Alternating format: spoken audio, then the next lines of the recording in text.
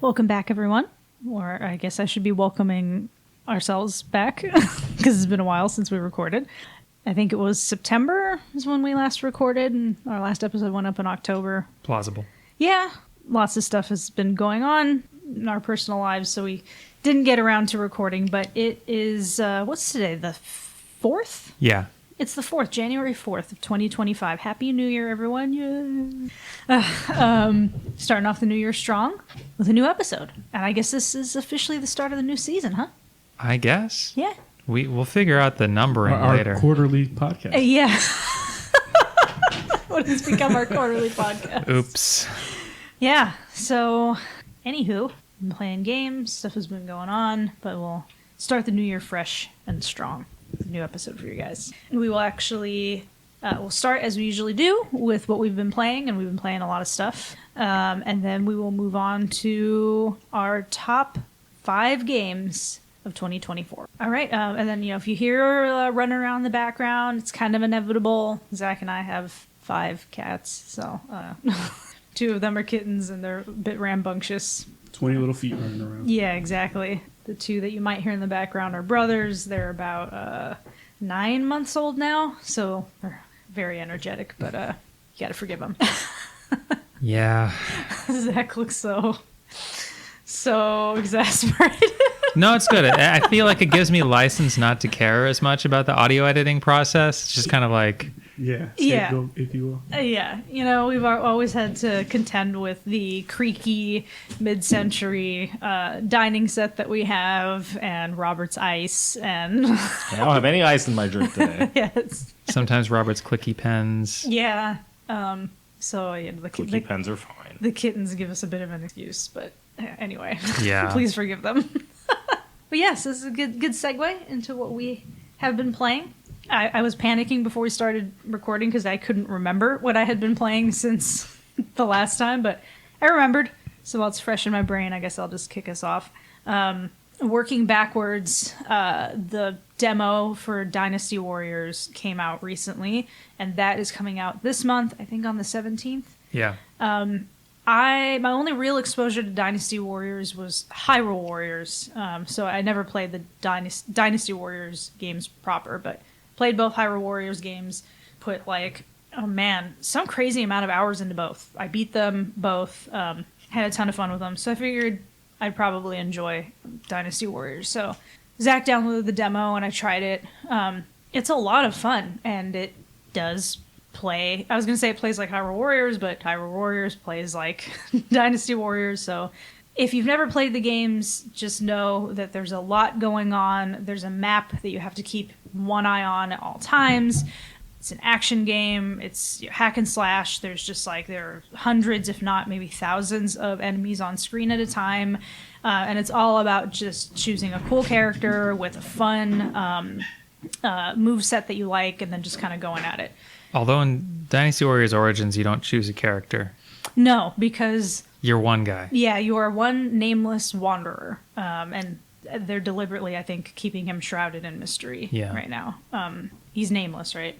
So far, at least. Yeah. I wouldn't be surprised if it turns out to be somebody that I recognize, but I couldn't figure out who it would be, because every notable character is already well established, has a signature look and a signature weapon at this point in the Dynasty Warriors franchise. Yeah. I was wondering if maybe they make it I don't think the timeline technically works out, but if they make it the author of Records of the Three Kingdoms, which is what Romance of the Three Kingdoms was based on. Mm-hmm. I can't remember that guy's name though, so whatever. That would be interesting. You think that maybe he's the author of the original documentation. That is actually an interesting premise I hadn't thought of, but yeah, that is possible. But it was really fun. It was a very smooth looking game. It's not the most graphically impressive thing, but it's kind of hard to be when you have that much stuff going on. I think that's what's impressive about it, because it looks respectable, mm-hmm. And you'll just swing your sword and 40 guys fly into the air. Mm-hmm. Yeah. or sometimes an enemy officer will swing their sword and 40 guys will fly into the air, which is something I don't think they've really done before. Is like, I played the demo too, and it's a little closer to like a full-on character action style game, but there's a huge crowd and there's this tactical layer around it. So you will sometimes see like you and the boss basically just surrounded by these sacks of meat that are just flying all around, which is a really cool feeling. Yeah, it's just, that's why I like it. Is like I liked beat 'em ups when I was growing up, like Maximum Carnage, games like that, War of the Gems. So I think that's part of why I really like the Dynasty Warriors type of games, because it's just fun just going into these crowds of hundreds of people and just taking them all out. So I had a lot of fun with the demo. It was actually challenging. Zack recommended going in on actually the easiest difficulty, and at first I was like, well, no, I mean, I like I said, I put hundreds of hours into the 2 Hyrule Warriors games, like I'm fine. But Zack said no, it was actually a good challenge. Like it was a good enough difficulty challenge on the lowest difficulty. And I think it was a good thing that he said that, because it was, I did die a couple times. And it actually is like a good challenge on the lowest difficulty in the demo. Yeah, so. Mechanically there's a lot to deal with, because you are having to treat it as like a battlefield tactical game. Yeah. While also having to like parry things that people in front of you are doing. So a lot of like split attention. Yeah. And then mechanics for like troop movement and things like that. So it's fairly demanding. Yeah, I think that once I actually play it and maybe even do like a first playthrough, I should not have issues going up in difficulty. But, no, I really enjoyed it, and I'm actually looking forward to that game when it comes out. So I'm going to want to get that on launch day. And then I put a ton of time into Yakuza Kiwami for Switch. Kiwami finally came out on Switch.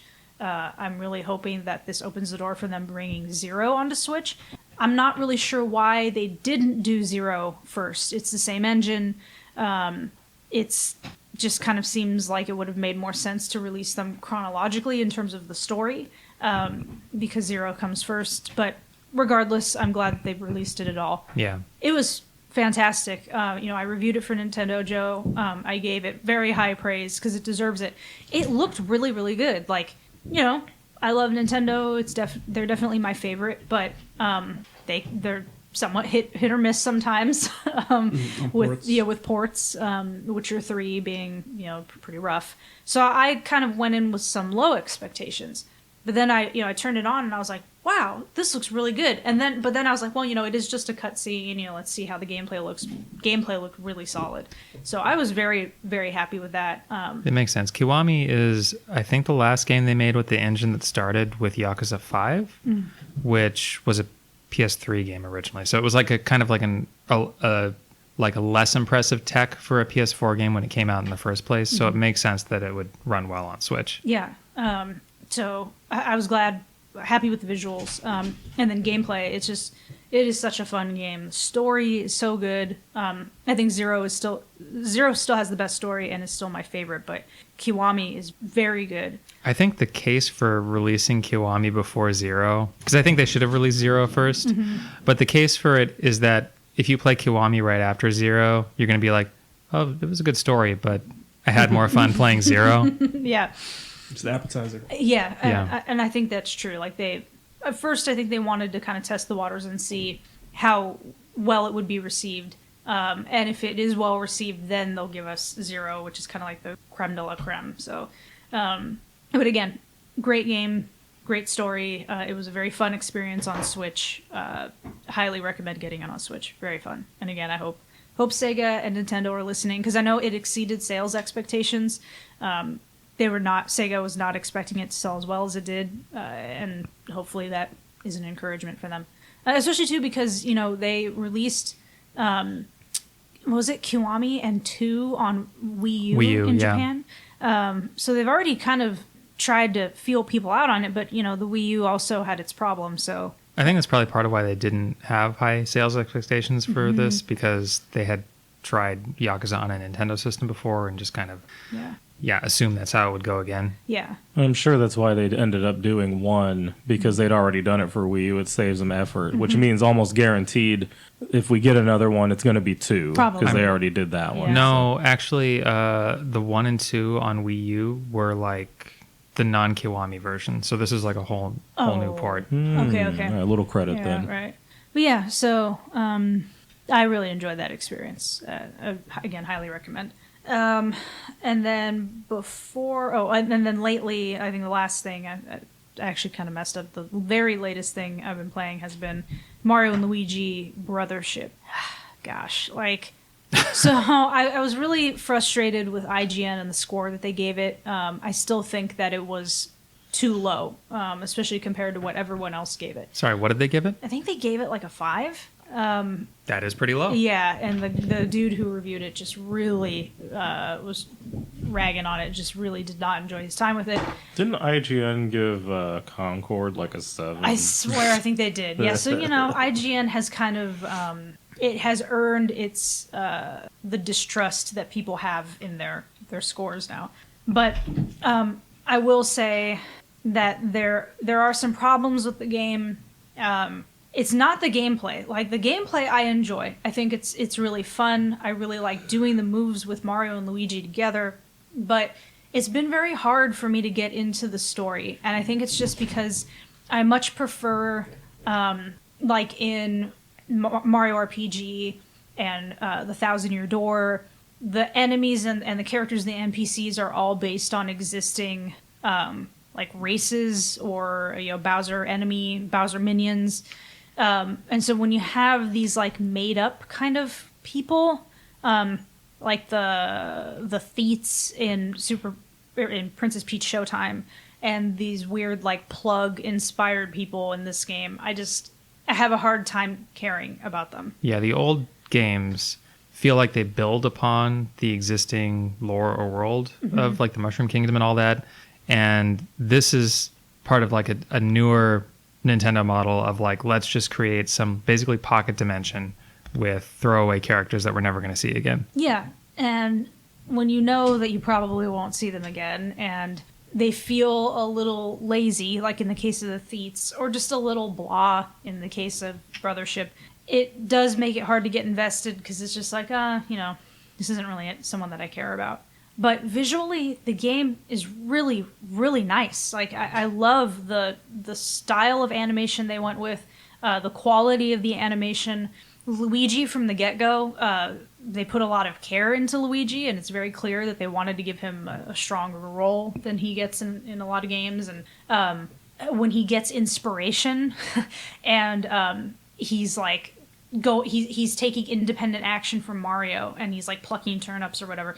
It's really cool. I love that part of the game, and I love what feels like there was somewhat of a spark of inspiration, and you can see it and you can feel it in the art direction and in the combat, but there's just something that is preventing me from getting into it. And I've already put a fair amount of time in it, and I'm not abandoning it, but I am like kind of stepping away from it for now. I think I need to get back into it when I'm really feeling like I really want to give it another shot. So yeah, but that's I think that kind of covers everything playing lately. Zach, what about you? Sure.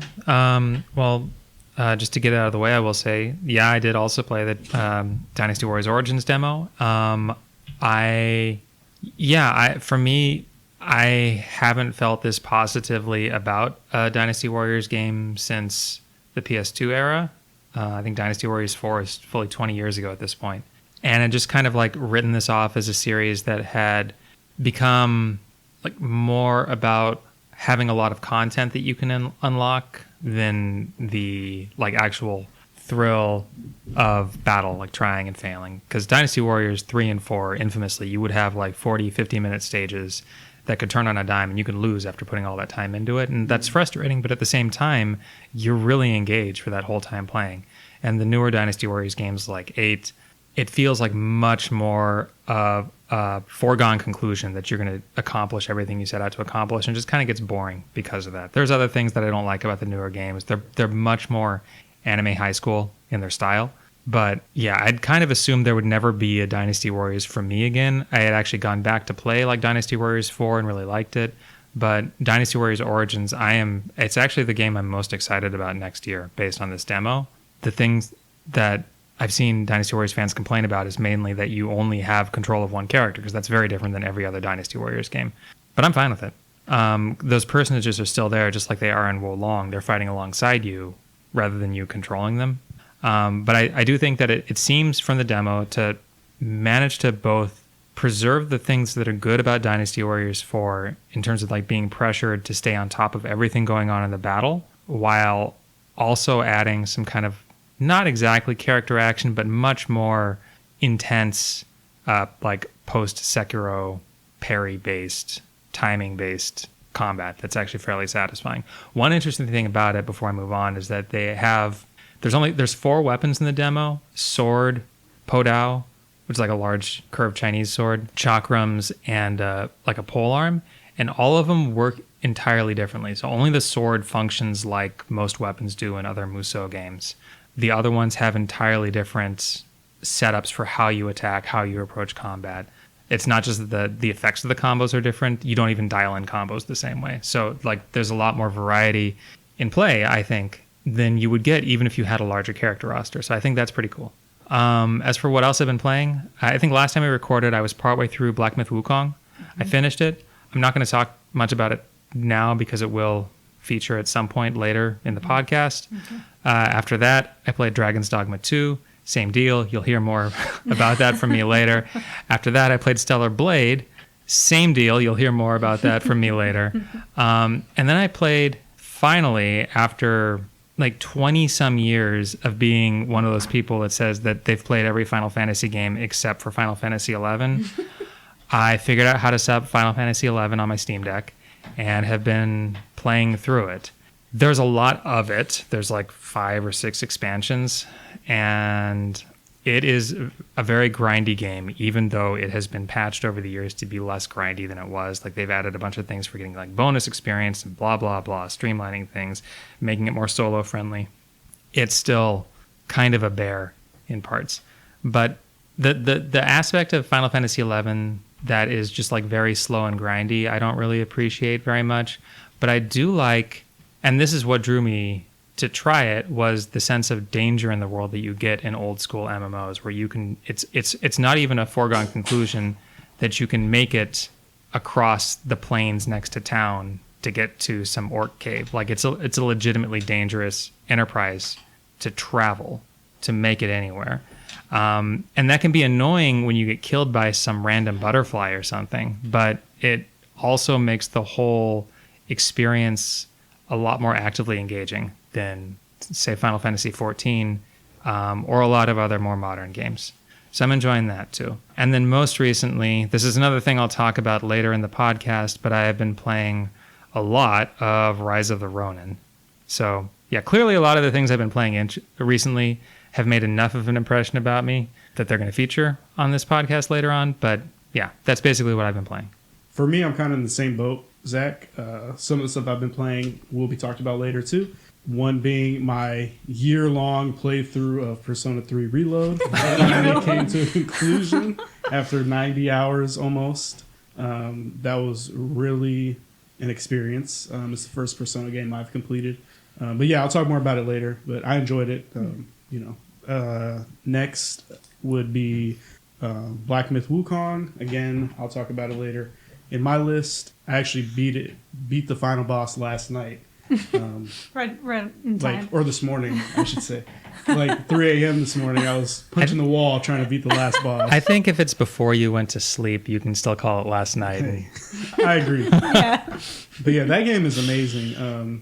I'll talk more about it later, but there were parts of it that I was not a fan of. Like the middle section of the game could have used like another set of eyes, I think. It was a little like too long, for lack of better words. Felt a little bloated. Yeah, I think the middle section of the game, if it was cut in half, I wouldn't have missed anything. But yeah, I'll talk more about that one. And then I recently started replaying a couple co-op games with Isaac. Shredder's Revenge. We're digging that as a 2-player game this time around. I beat the game when it launched as just a single player game. But co-op's pretty fun there. And then replaying It Takes Two. That was like one of my game of the years a couple years ago, I guess, at this point. It gets me more excited for what they announced at the Game Awards. It was like something fiction or Split Fiction or Split Faction, something like that. yeah. Yeah, it looks pretty cool. It seems very much the same idea as It Takes Two. I thought the game was excellent. I still think Angie and Zack should play that together. See who strangles who. Because it's a challenging game. You know, it's not like one of those co-op where it just holds your hand the whole time. You have to have some skill. It's not like a first time trying co-op, you know. Okay. Yeah. But it is 3D platformer at its core, so I think you guys will have a good time. I got another... Oh, Astro Bot. Astro Bot came out in September. I think I had just started playing it when we recorded last.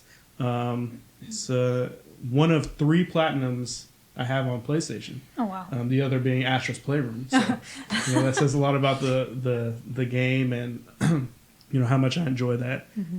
But yeah, I'll talk about that more during my list. I'll hand it over to. Do you think that it deserved the Game of the Year award that it got? It's tough to call. I mean, yes, absolutely, it deserves all the accolades it's getting. I don't think it's my number 1 game of the year, but it absolutely deserves it. Depending on who's voting, and also you got to figure. It's one of those games where it could attract a lot of votes from hardcore gamers, regular gamers. You know what I mean? Like It's one of those. How do I put it? A game for everyone. Someone's Elden Ring DLC might be their game of the year because they're the Souls player at heart, and that's my game of the year. But you take 5 people, 3 out of 5 are probably saying, "Oh yeah, Astro Bot," because we all played it. You know what I mean? Yeah, because I was, the reason I asked is because I saw a lot of people that seemed like genuinely bothered that the game won, Game of the Year, and I mean, you're always going to see discontent because someone's going to want something else to win. It just seemed like, I don't know, like people were genuinely bothered that it won for some reason, and I was like, well, I've only heard nothing but good things about this game. So the amount of care put in that game and attention to detail, the game runs amazing. It's one of the best 3D platformers ever. I mean, there's no doubt about that. So as far as it deserving, I think absolutely, it deserves that. So, all right, yeah, go ahead, Rob. Your turn. I don't play games anymore. It's against my beliefs, but I'm just here to take up a seat at the table.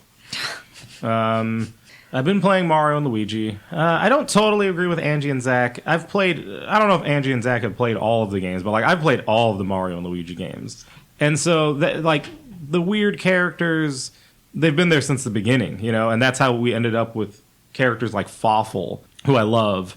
So I don't mind the weirdos that are in this one, the plug people, the pig. That's just par for the course with Mario and Luigi. I do think, though, that the way they set it up on the islands that you're on or whatever, that does make it feel a little too detached from what came before. So, I don't totally know what Nintendo was going for entirely with this game. It's it was a reinvigoration of Mario and Luigi, but also somehow maybe trying to get away from the older ones, which doesn't really make any sense to me. I have complaints that are different from Angie's. For one thing, when you're playing these games, the platforming is actually a decent part of that experience. And in the older ones, it's the same here. You press A and B, it's Mario and Luigi. But in the older ones, you would have to time Luigi's jump along with Mario's jump and press the button for him to make him get onto a ledge with you. Whereas this one, it's actually Mario jumps and then Luigi just follows. And I'm like, well, that seems like a stupid, simplification that doesn't make it any better. I'm like, is there somebody who seriously was like, I couldn't beat the game because I couldn't get the timing right? It's like, well, screw him. I don't care. Things like that. I don't know if you've ever seen people who didn't grow up on the NES or Super NES try and play Mega Man and jump and shoot at the same time. But that level of coordination is not automatic, and I realize I've taken that for granted. Yeah, I mean, that's true, but it's also just learn how to play. I remember when Mega Man, was it 9 came out, because 8 was on PlayStation. So 9 is the first retro one. And that game was kicking everybody's ass when it came out, including my own. I remember playing it on, it was probably Xbox or whatever system, and thinking it was super cool because it looked like an old NES game, but the challenge was just through the roof. And I didn't complain. I wasn't like, oh, I wish they'd done this. I just was like, well, I got to learn how to play it, and so I did, and it was rewarding because I did that. So like with Mario and Luigi, I'm like, of all the things, why would you tone that down?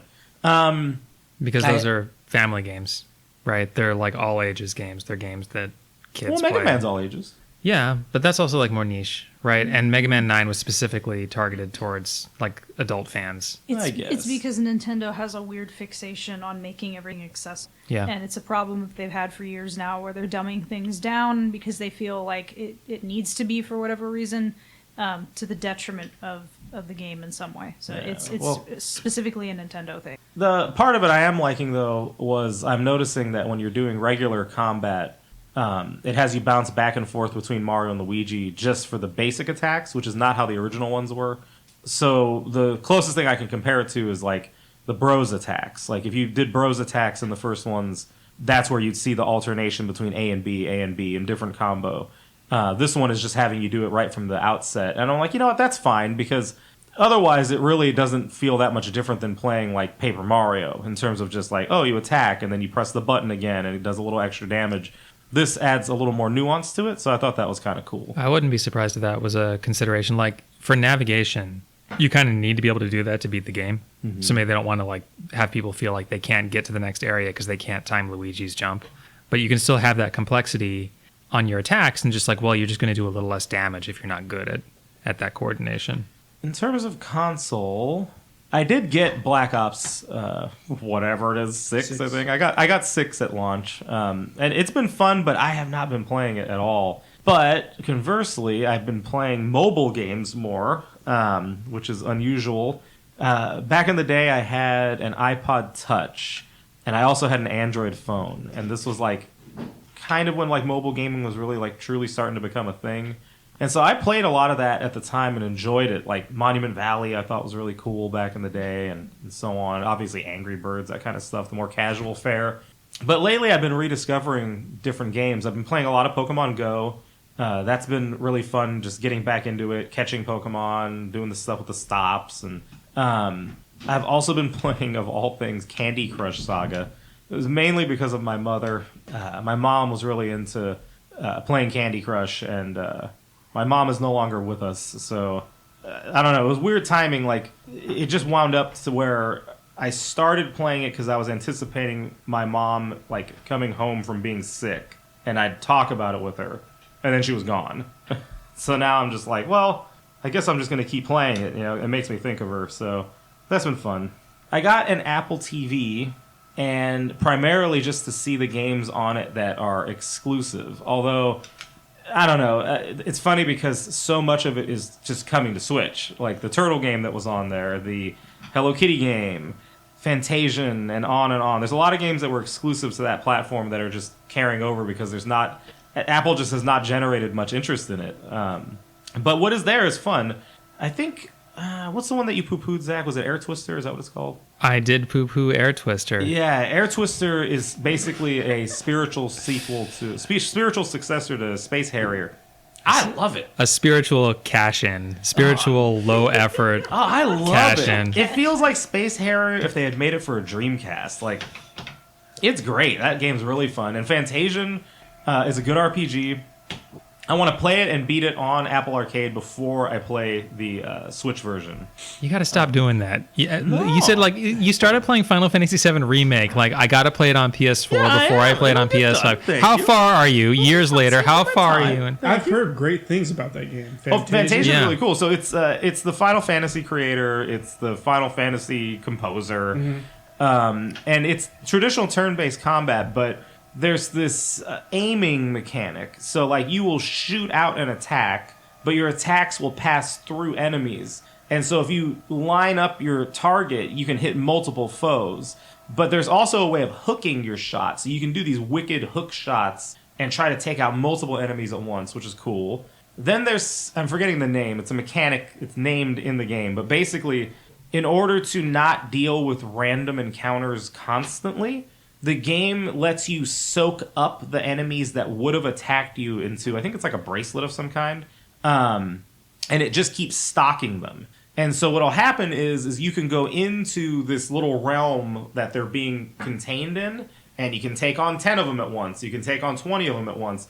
But if you wait too long, it hits 30, and you have to fight all 30 at once if you haven't dealt with anyone before. So it gives you this like more challenging battle, but it allows you to explore a little with a little less impediment. So it's really cool. I like it a lot so far. It's kind of stereotypical in terms of the story. It's the amnesiac hero, of course, but It also has this thing where like they built and photographed a bunch of real world dioramas to turn into the game graphics. So it's got Yes. like an interesting look too. well, it feels like a pre-rendered backdrop, like in an old Final Fantasy or an old Resident Evil game, which I absolutely love it. I love that kind of look. It's something I wish people would do more with. And yeah, the game looks good from that perspective And too. it's on all consoles now, I think. I think it released on Yeah, everything. probably. I also have been playing the Sonic game that's Apple Arcade exclusive for now. I'm almost positive it's going to become a Switch game. It's fine. It's definitely not as great. Like, for example, Sonic Cross Shadow Generations. Like, it's not within sniffing distance of that. But it's still a fun, competent, single-player Sonic game. So, yeah, I've been liking all of that. Is there anything else that I have been playing? Yes, and we've been playing it together. The Pokemon trading card game. Oh, yeah. I forgot about that. So, yeah, I forgot Pokemon... to mention that. Yeah. too. Pokemon Trading Card Game Pocket, that came out since the last time we talked. I have been playing it. So for those who are not in the know, it's just the trading cards in digital form, which sounds really stupid, but is still somehow satisfying. You don't have to pay to play it. You can just do whatever packs it gives you each day. I think it's 2. If you pay a little bit more, I think it's like $5 or $6 a month, you get like an extra pack per day. And the more packs you open, it gives you like secondary currency that can use to open more packs. So it's really fun. I would say though, and this is my main complaint with it because it's bullshitty, and they don't do it with the real cards. So I don't think it should be what they do here. We all have gotten doubles. That's part of playing the game. Is you buy a pack, you get doubles.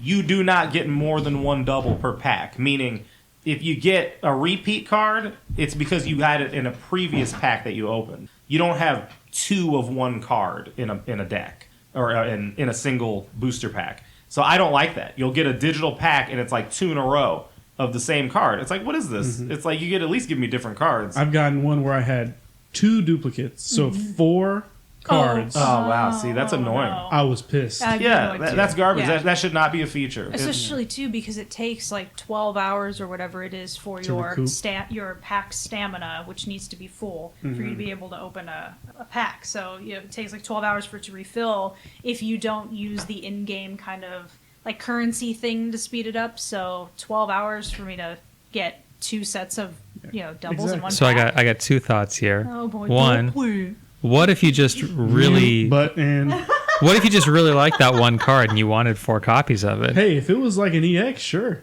But I know they wouldn't do that. I think it was a potion. Or no, not a potion.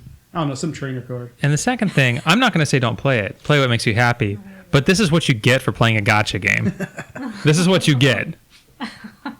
True. But it's still fun every day to just go and open your packs. It takes like 10 minutes, dude. Anyway, so yeah, that's been pretty good. And I guess that's it for what I'm. Oh, wait. Well, no. Okay, so it's kind of to a point Zack made earlier. I downloaded the Dominus Collection for Castlevania. Excellent, very nice. But I'm like, well, I'm going to play them in order. And if I'm remembering correctly, I think the first one of the DS ones is the one with the white-haired dude who's like Dracula Reborn. And I'm like, okay, that one's first, but it's been a long time since I played the original game, the Game Boy Advance game that preceded the DS game. Aria of Sorrow. Yes, so I'm like, I think I'm going to go back and replay the Game Boy Advance ones, and then I'll go into the Dominus Collection. Okay, no, that's not related to what I said. It makes sense Well, I know. to play part 1 of a story before part 2 of a story. It does not make sense in 2024 to play the PS4 version of Final Fantasy VII Remake before the PS5 version of Final Fantasy VII Remake. Anyway, so yeah, I think that's it. I'm drawing a blank on anything else I've been playing. I'm pretty sure that's been about it. You know what I got? I got the Symphony of the Night for PlayStation because it was only like $3. So I finally might try that. That's I never played it. I hear that's one of the better ones. Oh yeah, that's below. Yeah. So I did see all the collections getting released though. There's so many. Yeah. It's like Advanced Collection, the one you just described. Yeah. And the one I bought, it came with Symphony of the Night and some other one. Probably Rondo of Blood. Doesn't ring a bell, but Okay. it was 2 games. Yeah. Yeah. I'll let you know later. Yeah. Want to get into that too, Rob? All right. Yeah. Well, I think that brings us to the topic of the day, our top 5 games of 24. So in addition to each of us having a top 5, I think we all have honorable mentions. We capped it at, 3 honorable mentions? So we'll start, I think, with, what do we want to start with? You guys want to start with our honorable mentions? Uh-huh. Okay. Yeah. Okay. We can do it like you say your 3 honorables. Like we all just say our honorables. Yeah. And then when we do the top 5, we'll rotate. I think that makes sense. Yeah. Okay, perfect. Okay, so I'll kick us off with first one was Animal Well. Animal Well, I actually met the developer at GDC back in March when Robert and I went. He was a very nice guy. He was with, I think it was his girlfriend. He was with a woman, and they were both just like super welcoming, nice people. It was a Nintendo showcase that we got invited to, and they had a number of games that Nintendo was indie games that Nintendo was putting like a spotlight on. And so Animal Well was one of them, and I walked up and there was nobody at his everybody had like a little station essentially. And so he's sitting on the couch, and I just walk over, and I was really just immediately kind of intrigued by the art style. And this is a pattern for me in the media that I consume, but especially for like games and manga. If I like the art style, I tend to like the game too. And it's usually what kind of pulls me in initially. So I saw the art style and I was like, this is really neat. You know, it's pixel graphics, 8-bit. You know, we've seen it for a while now. But it had this really neat kind of like glowy, ethereal kind of look about it. And so I picked up the controller and I asked him, you know, is there anything that I should know about it before I hop in? And he was like, I actually don't want to tell you anything. I just want you to just pick it up, which I did. And he told me that, you know, a lot of retro games had inspired him, especially like the original The Legend of Zelda. And you can see it, you know, it's a Metroidvania, and you are this like little bouncing ball. That's really just all you are. You get no context for the world that you're in. You just are kind of birthed from like a blossoming flower, and then you just set off on your journey, just looking around this underground space. And there is like a strong animal motif throughout, a lot of unanswered questions, mysteries, some kind of, at times, weird and mildly off-putting imagery. It's almost a little creepy. And again, it leaves you asking a lot of questions. Why am I here? What am I doing? What is this world? It was challenging, but it wasn't so challenging that I was just like irritated or lost my patience with it. It was just a really well-balanced, fun game. It's very simple in its control scheme. You really are just kind of jumping around, solving puzzles, exploring the environment. You do a lot of backtracking, you know, hence the Metroidvania aspect of it. Unlocking parts of the map. You have a really limited set of weapons that you can switch through. Weapons and tools, not all of them are actually weapons, that help you kind of unlock parts of the environment. It was a really just solid, good game. I enjoyed my time with it. I went in with zero expectations because I had never even heard of it when I saw it at that showcase, knew nothing about it, and then when the dev told me, like, just hop in and play, it was just, like, my world to explore and figure out. So I thought it was great. It didn't quite meet my top 5 just because like there were so many other solid games this year, but that's not a knock against it, like, at all. So it was just a really good game that I recommend you check out. I put something like between 10 and 15 hours into it. It doesn't take a long time to beat, but I think replayability wise it's pretty solid.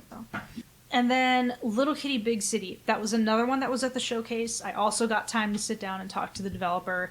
He had an interesting story about how his kids, at the time that he started developing the game, his kids were like, there aren't a whole lot of games that star cats, or, you know, like have cats as the lead, and they had cats at home. And so, like, Stray was not out yet, for example.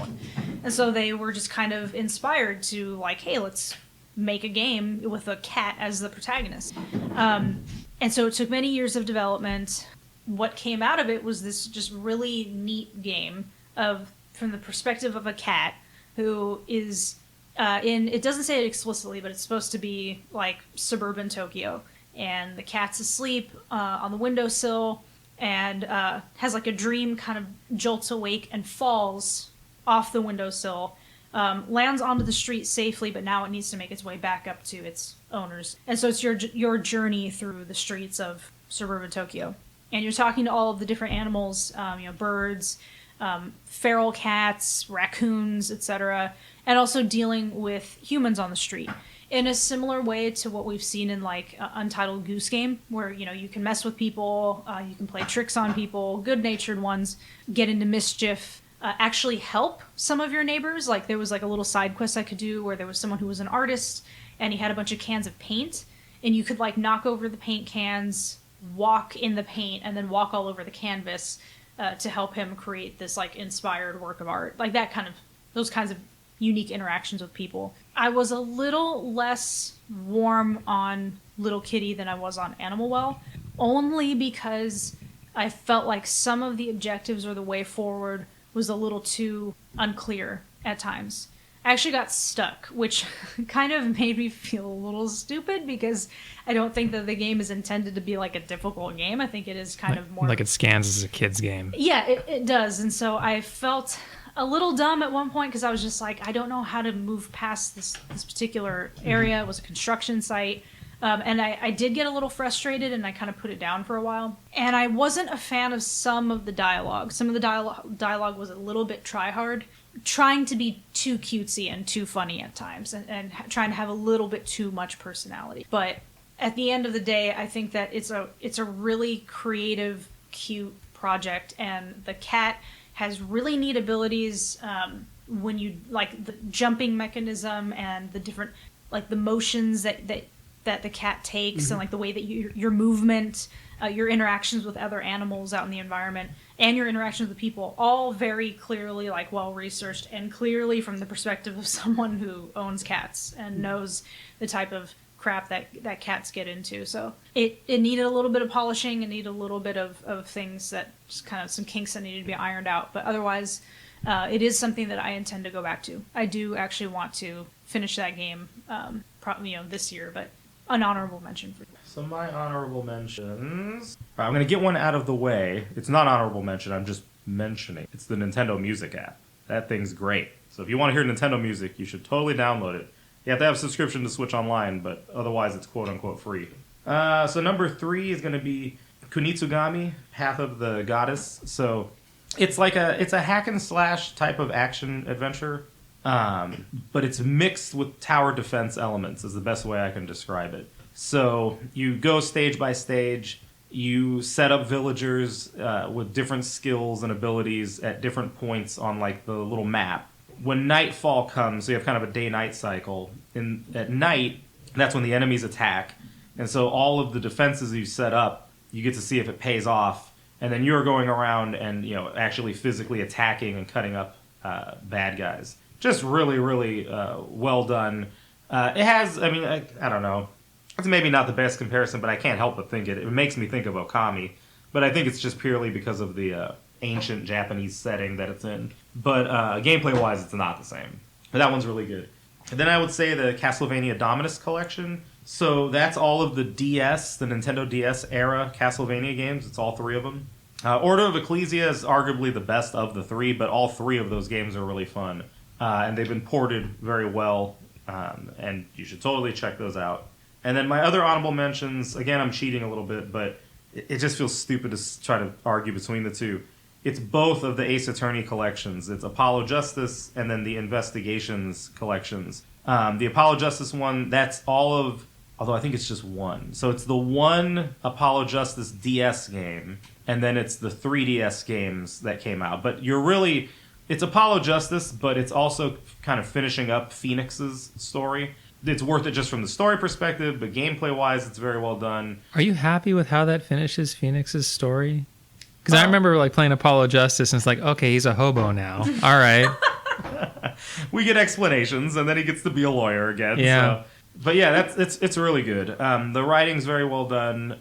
And these, these later collections, the very first one, the Ace Attorney collection, I wish that it would get updated with the ability to, I'm not going to remember the term that the game uses, but basically you get to go back to old dialogue.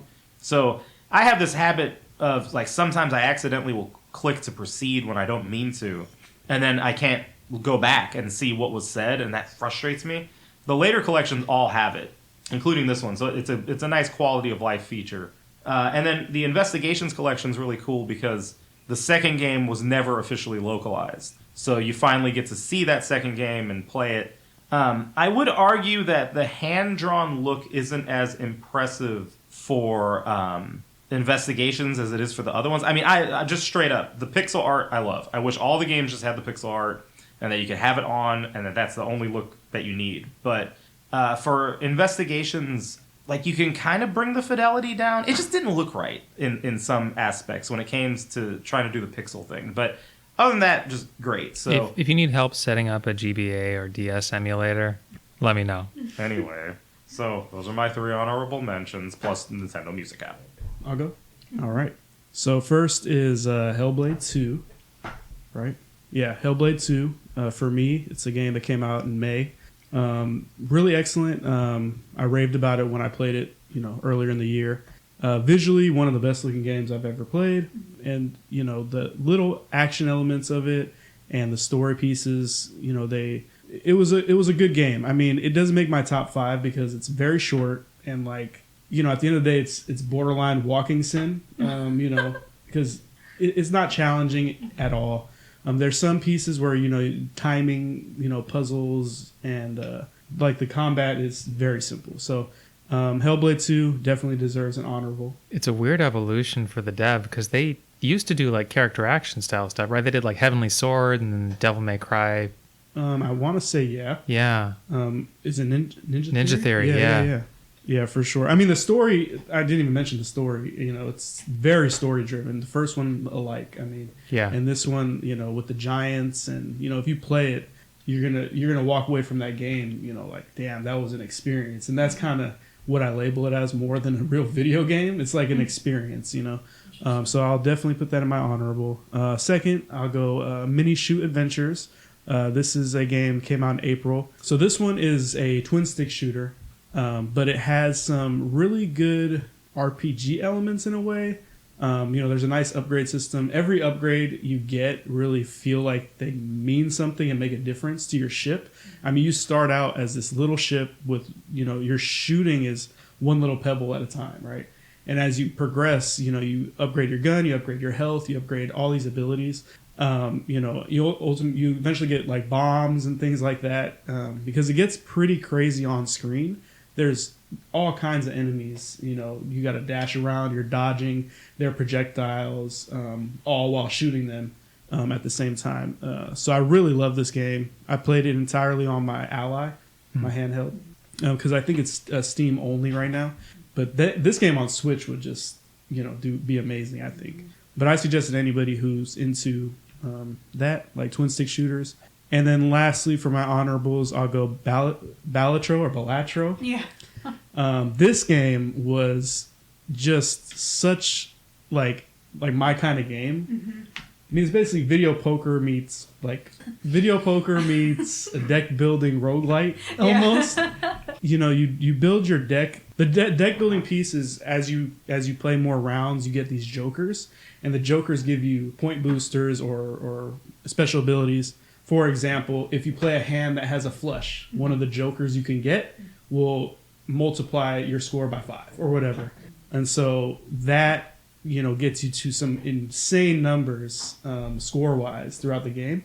And you can unlock different decks that have different abilities right out the gate. Like one gameplay element is you can play like 5 hands and you can discard 5 hands. So you can like keep certain cards in your hand as a discard or whatever. And so one of the deck perks might be, you get 1 extra hand, but 1 less discard. Or you start this run with $10 that you can spend on items in the shop or whatever. But yeah, there's countless possibilities to win each round. And based on, what you get in the store in between each round, your gameplay for that specific round or try will vary. So it's really the replay factor is great. People were surprised. Yeah, to see I was that it super shocked to see it. Yeah. 'Cause, I mean, we talk about like a niche game. I thought it was more niche than I guess it was.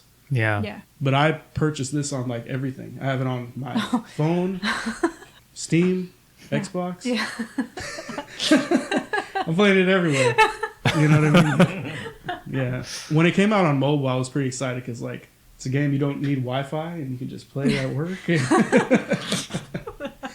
Yeah. So yep, those are my honorables. All right. Yep. Okay. For me, the first honorable mention is Black Myth Wukong. For a while, this was on my top 5 until it got knocked out. I think it's got a lot going for it. First and foremost, just kind of like the aesthetic and spectacle of the game. It's the first thing I've played that is, I mean, it's the first big AAA game from mainland China. So there's kind of like a library and lexicon of like aesthetics and like Chinese cosmology and all the stuff that goes into it. So a lot of it is like really refreshing and interesting in a way that I haven't seen before. And the boss designs in the game are really spectacular. And that on its own and its own little quirks when it comes to the presentation of its story, like there are these 2-minute cinematics that appear between chapters. They're all animated in one way or another. But they're all also different from each other. Each one is like a little morality play or weird little vignette. They're all styled completely differently. Like one of them is stop motion, for example. Just all these little things that went into just this feeling of sumptuousness from the game.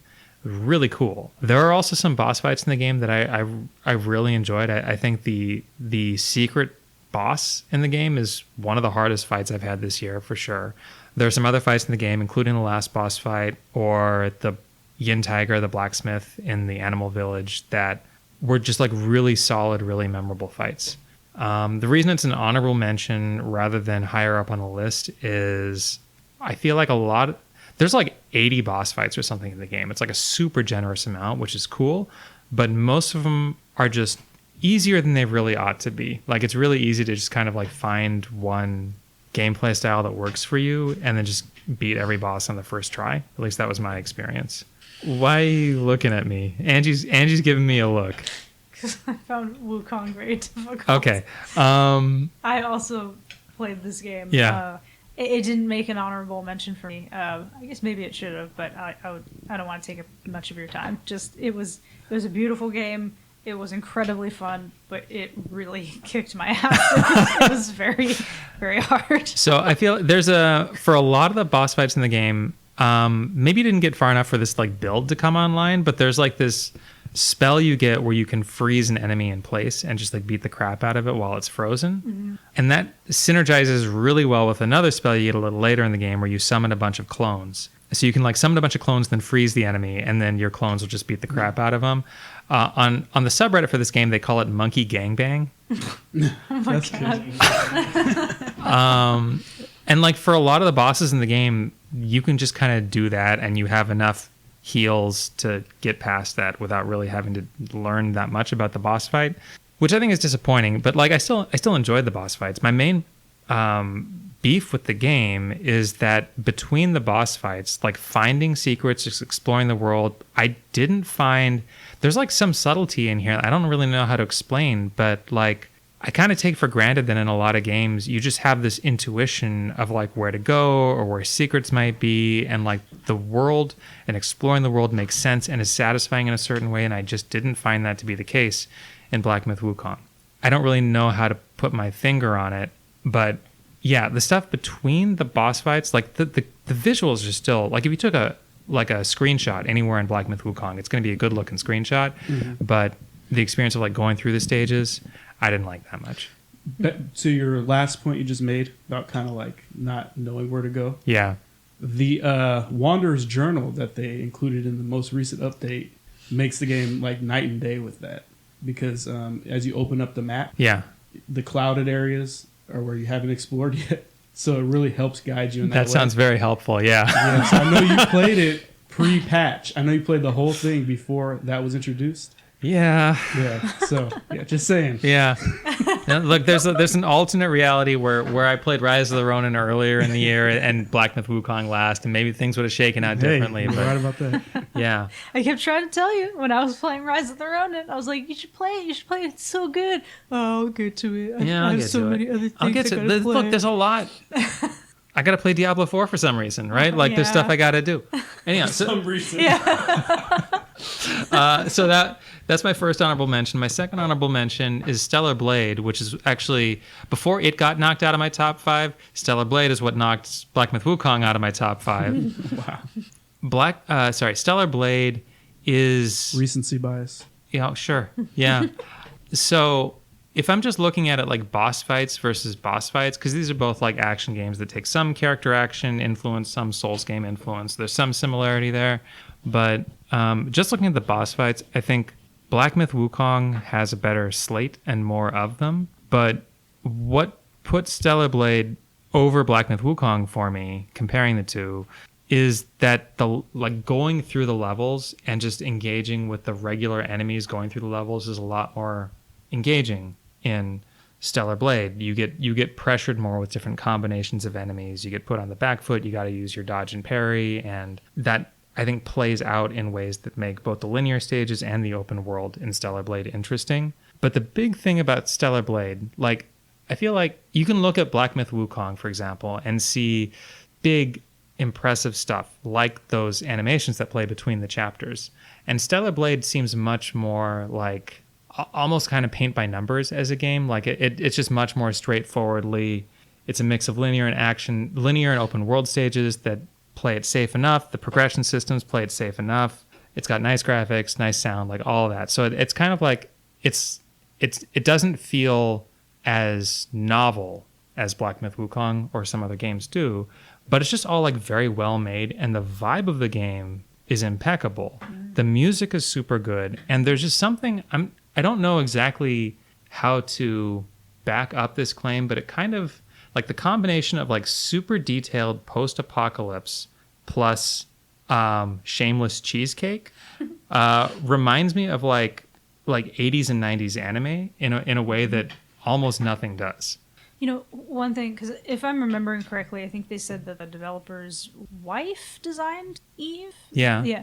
And basically, there are signs that this game and her design specifically has woman's touch. Because when I was looking at her different costumes and you can like choose the earrings, I was like, I think the earrings might possibly have some sort of effect on like her stats or whatever, but the earring designs and how like carefully designed they are and how they actually can coordinate with her outfits, I was like, this is absolutely like a woman's touch here in her design, and I thought that was interesting because obviously there are other games where those kinds of accessories exist, but I just the very you could tell like loving hand in these designs. What I think Stellar Blade would have had to do to stay in my top 5, so the boss fights in Stellar Blade I think could be good, but Eve has some like special abilities that have like has like special meters she can charge up and then spend on special moves. She's got one set called beta skills and another set called burst skills,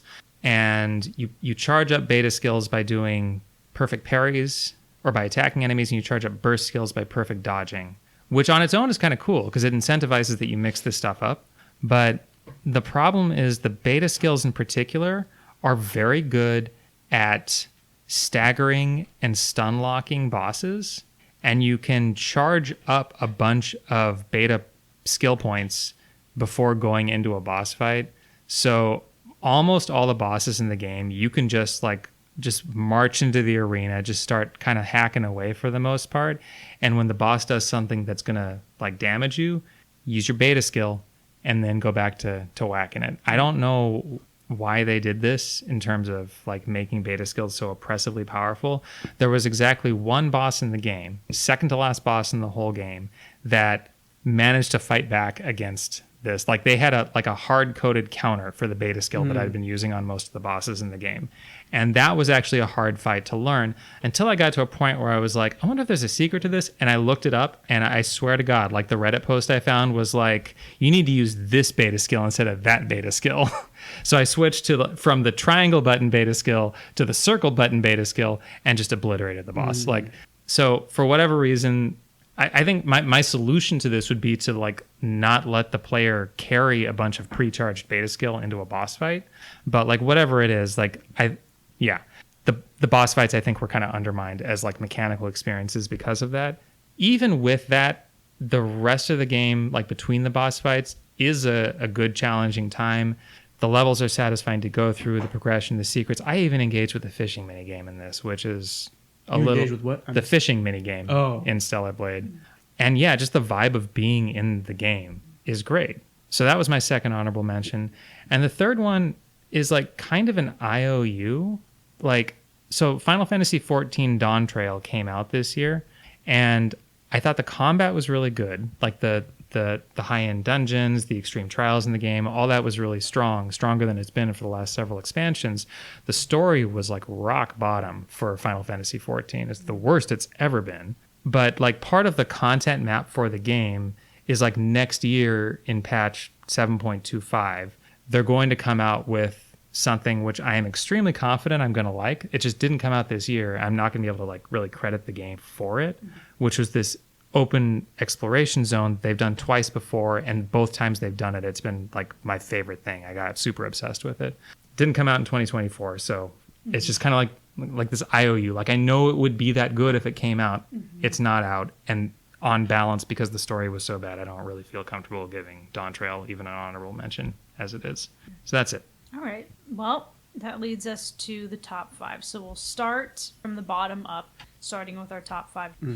So for me, number 5, I believe that it's pronounced Otxo. It's spelled O-T-X-O. This was another game that I reviewed for Nintendo Joe. I had never heard of it before. The dev reached out, asked if we'd be interested in checking it out. And I've mentioned previously how I discovered a love for top-down twin-stick shooters back when Ruiner came out, and I've since played some. So when I saw Otxo and I was looking at the trailer, I was like, yes, this looks like, and it's constantly been compared to Hotline Miami meets John Wick. Very accurate description. I've talked about it in the past, I believe, like when I was playing it, but incredibly fun game. It was just like from the moment I started playing it and I picked it up, I loved it. The aesthetic is very interesting, black and white, with the only other pop of color being red. Pretty gory game, and there's a lot of blood everywhere. And this very creepy premise of being on a train with your girlfriend. Somebody gets off at a stop. He drops a mask. You, for whatever reason, decide to put this mask on, and then the next thing you know, awakened on a beach. There's this weird mansion. You don't know where your love is. You go into the mansion and you're told you can't leave, you can't take the mask off, and your love is in the heart of the mansion. And it's a pretty punishing game. It's pretty brutal because when you die, you have to start all the way from the beginning, like retro games. You know, those of us who grew up with NES and SNES titles where you died and you had to go all the way back to the beginning, kind of hearkening back to that a bit. But some very creepy, like off-putting imagery, because you'll clear a room of all these guys, take them all out, go to the next room, but sometimes between rooms there will be this kind of weird, almost fever dream kind of moment where you see something weird or you interact with unknown people who are giving you cryptic messages. And like there was one where and they're all kind of, it seems like they're randomly generated. I don't know that you experience them in any particular order. But there was one where like you're in a bathroom. It seems like it's a men's bathroom, and there's a guy who's just sitting in the stall, and you can't interact with him. When you try to talk to him through the stall, it's one of those games where like when you speak to somebody, the text box pops up and there's like an image, like a drawing of the character with it. And the drawing of this guy, you can't see his eyes. They're all kind of like shaded over, and he's just smiling, but he's not saying anything. And it's creepy, and it's bizarre, and it's weird. The bosses are pretty brutal, pretty challenging. It gets more and more difficult as you go along. And you can also, you don't have to, but if you have like a preference for guns, you can turn off or turn on whatever guns you want. And so when you go from room to room, those will be the guns that appear. but those are the guns that your enemies use against you. So just kind of like a different tactical thing that you can mess with, and it's a very interesting game. It's it wasn't like the best game that I played all year, which is why it's number 5, but it was really unique. It was super fun and addicting. It was like a really solid experience, pretty polished. Like in terms of gameplay, storytelling, I really didn't have much to complain about at all. And I think like I said, the harkening back to classic games where it's really brutal and punishing. And it's like, if you die, you got to start all over again. Makes replayability certainly extremely high. But I just thought it was a really great, solid experience. And the soundtrack is fantastic. Really solid soundtrack in that game. So yeah, it absolutely its place. This has reminded me of when you mentioned Ruiner years ago. Yeah. And then I went and bought it that day and played through it. Yeah. So you convinced me. Yeah. So I set myself a reminder to give this one a go. Yeah. It sounds good. Yeah, give it a shot. Yeah. I think it's available on other platforms other than just Switch, but I played it on Switch and it looked good. It played good. I just read it's on PlayStation. Yeah, no slowdown, no choppiness, no weirdness in performance, nothing. Nice. It's a very solid game. Zach, you were going to say something. I was going to ask what kind of music it was. I'm not always super great with genre, but kind of like that, like electronic, heavy. If you're familiar with the soundtrack from Hotline Miami, it's similar to that. That like kind of dark. Yeah, exactly. There Yes, you go. That's the genre. Yes, That's why Robert's here. that like excuse me, like dark electronica, like goth kind of, with a good beats and stuff like that. Very, very good. Very sets the tone well. All right, my number 5 is Teenage Mutant Ninja Turtles Splintered Fate. So I had mentioned that a bunch of Apple Arcade exclusives are like migrating away.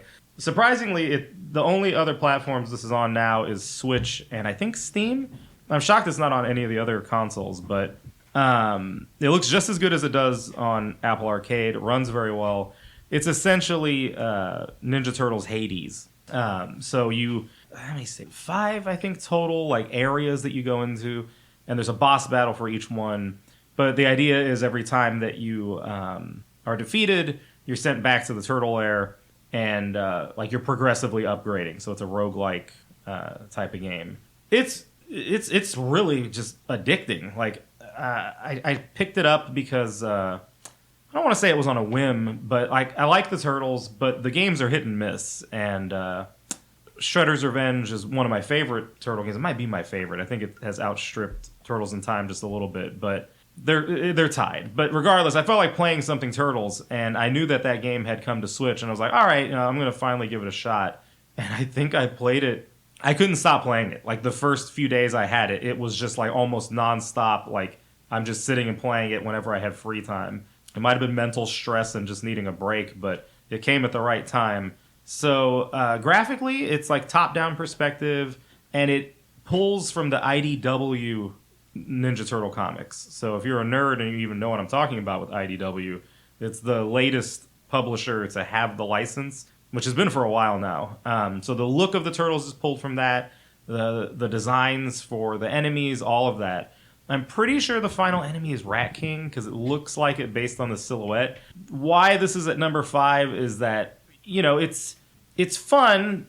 I find it pretty addicting, but I don't think it's anywhere near as nuanced as Hades. And I've kind of plateaued a certain amount in the game because there's still stuff left for me to do. I haven't gotten to like the final quote unquote encounter, and I'm having like difficulty like upgrading at this juncture. So other than that, though, I think it's really really well made, and each of the brothers has a distinct feel. I will normally gravitate towards Donatello because his staff is usually really fun to play with. This game, it's okay. He's not as good, but anyway, I'm not going to say what's happening around the table. Anyway, the two funnest ones to play as are Raph and Mikey. So they're more kinetic and fast and aggressive, which I think just suits my play style more anyway. But that's my number 5. On to the next people. What about you, Dom? Well, I'll mention that the turtles they chose to use this time around is a draw for me. It's not that cartoony like Nickelodeon style Ninja Turtle that I think not Shredder not Shredder's Revenge used, but I think there was like another one in between the two that used the Nickelodeon style. Not knocking it, but I mean, I much prefer the more mature look, that they get in that IDW. I'll go for my number 5, and that is Persona 3 Reload. So this is the one I was talking about earlier. The game came out in February. Pretty much started it when it launched because it was a title I was looking forward to. I played a little bit of Persona 5, little bit of Persona 4, but never got too deep into any of them. This is the first one I saw all the way through. And man... Quick question, what made you really interested in this one? Honestly, I was really interested in 5 Royal, right? But I wanted to start with the earliest, one I can get my hands on. Okay. And I mean, I guess it's Persona 3 because I don't know what the original Persona or Persona 2 are. Yeah. Does anybody? They were Super Nintendo games, maybe, or PS1, probably. I think. PS1. Dom, I also have a quick question. Last year, you had a no remakes rule. Yeah. I didn't play enough games this year. I was thinking to myself... if the Game Awards can do it. Yeah. Here's the thing. If I invested 90 hours of my life in this game, it better make remake it or somewhere. not, I think. Yeah. Better go somewhere. Yeah, you're right, though. I completely forgot about my no remake. You're right. But I did hold true to I have to finish the game to put it on my list this year. But anyways, the story was really dark, kind of unexpected. I mean, I only played a little bit of Royal, but from what I hear, all the Persona games are really dark. This one, the main gameplay element of this one is you're basically going through this tower. This tower has almost 300 floors to it. And, in between every 10 or so, there's a boss that protects the next, set of stairs. And so that's where the combat is. It's a typical Persona game from what I understand, that there's a calendar and you're doing daily routines, trying to build relationships that then ties into the personas you create. They'll gain boosts based on your relationships with certain characters. For an example, if you're into one of the girls... and her social link, is connected to the magician. Any magician persona you create later has a boost. So, that's how it ties into all that. With most games, I'm very much, I need to do everything. I'm scared to miss something. But for this one, every day you can do a certain thing. You can go work a part-time job to earn money. You can go hang out with, one of the girls or guys to build the relationship to help there, or you can do karaoke to build your charm, which is like another factor in the game. So, once I realized that you can't do everything because you can just make a choice, it made it easier to sort of swallow, I guess. But anyways, the game is amazing. The soundtrack is one of the best I've heard in any video game.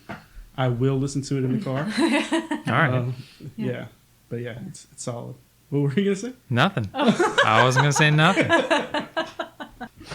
Anyways, the story was good also. There was a point in the game where I came across a character that was pretty badass, and I knew he was going to be in my party till the end. I was focused on leveling him up. And then he died.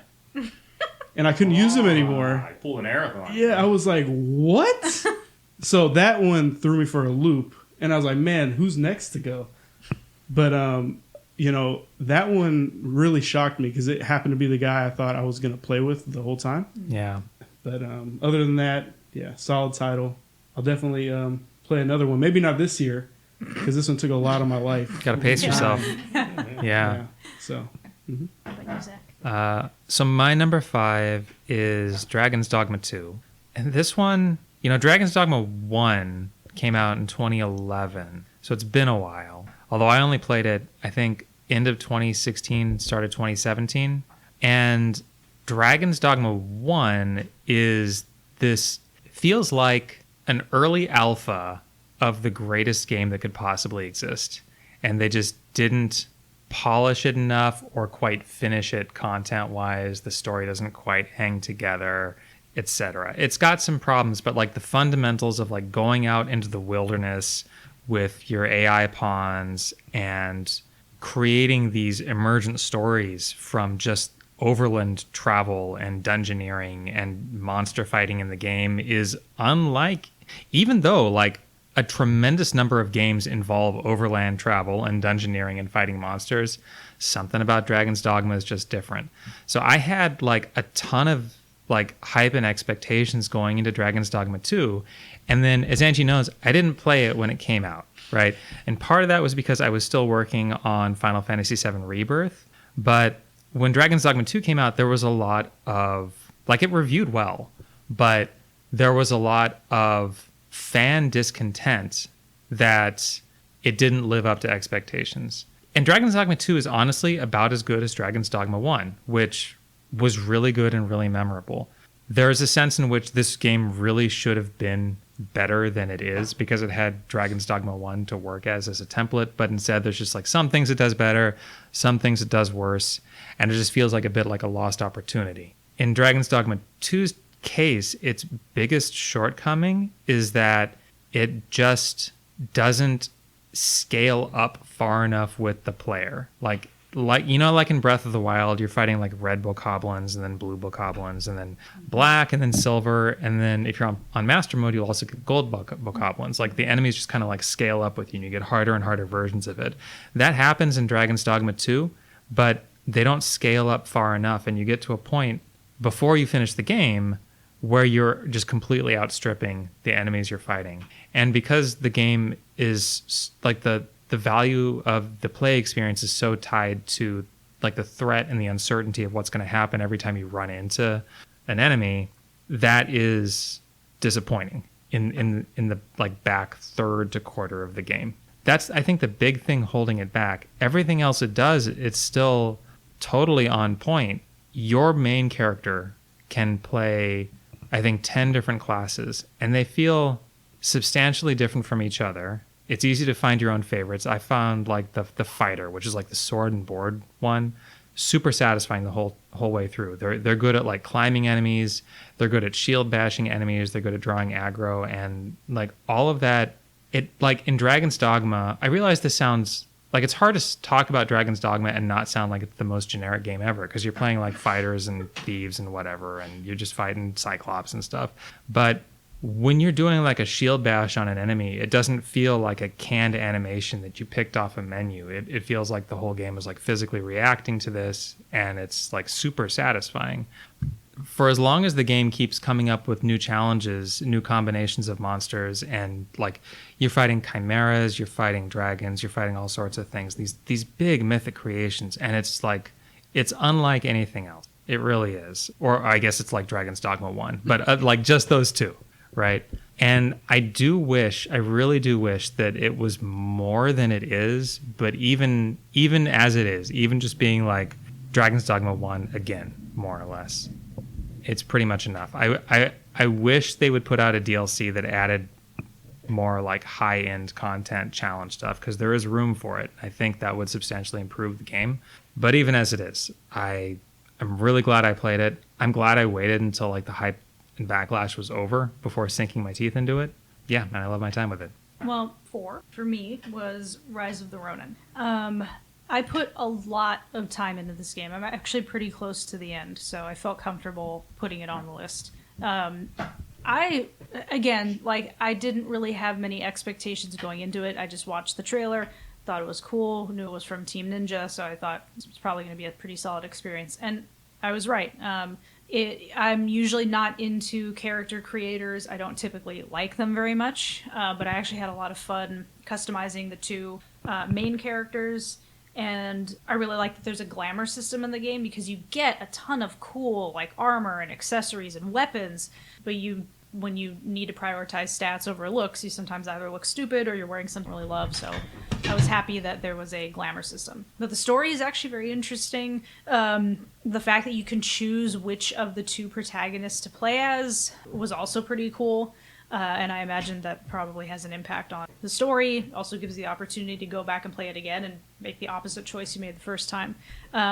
Very interesting, too, just kind of like seeing this historic period, this very significant turning point in the history of Japan being played out Team Ninja style in this like very dramatic, somewhat fictionalized version of events. But just a very cool game. The combat system was really fun. Clearly takes a lot of inspiration from other games like Ghost of Tsushima and like very similar combat system, for example. That's not a complaint though. Like it doesn't do it poorly. And it's not a straight copy either. It's just it takes inspiration from other games and makes it its own. I just had a ton of fun with it. It's challenging for sure. Like there were times when there were bosses that were really kicking my ass and I was getting really frustrated, but just kept plugging at it and eventually would beat them and then carry on with the story, and it was worth it, and the fact that your choices and who you decide to ally yourself with and whether or not you want to make an allegiance with someone and the impact that has on the path the story takes. And Zach, if I'm not mistaken, isn't there an option for you to go it unlocks an option at one point where if you want to go back and make a different choice you can? Yeah, it's called Testament of the Soul. Yeah. You can do that both to explore paths you didn't take and also to change. Like after you complete one of those Testament of the Soul branching path stories, it asks you do you want this to be reflected in the present day? Yeah. Yeah.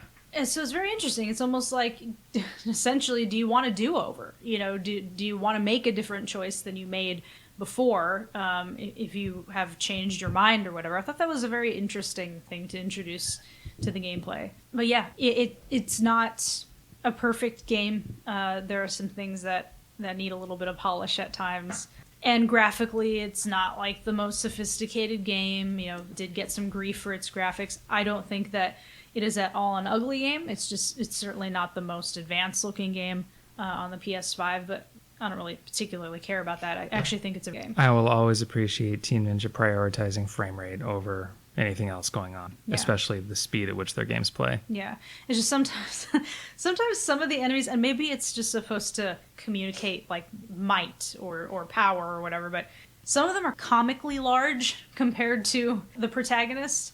And not like someone who's supposed to be a giant or someone who's supposed to be just a really big hulking man, but somebody just doubled the size of a regular man, and he looks a little... Yeah, some of them are 8.5 feet tall. Yeah. And I appreciate it because the rest of the Team Ninja games have more enemy variety in terms of enemy models, because you're fighting in Neo, it's here's a tiger that shits out lightning, and here's all kinds of crazy stuff that you're fighting. And here it's there's a couple boars and wolves and dogs, but other than that, it's all just Japanese dudes, right? Mm-hmm. Or English dudes and American dudes, but still just dudes. Yeah. Over and over. Yeah. So having some of them be tall and lanky, tall and bulky, that's the extent of the enemy model variety they can afford. Yeah.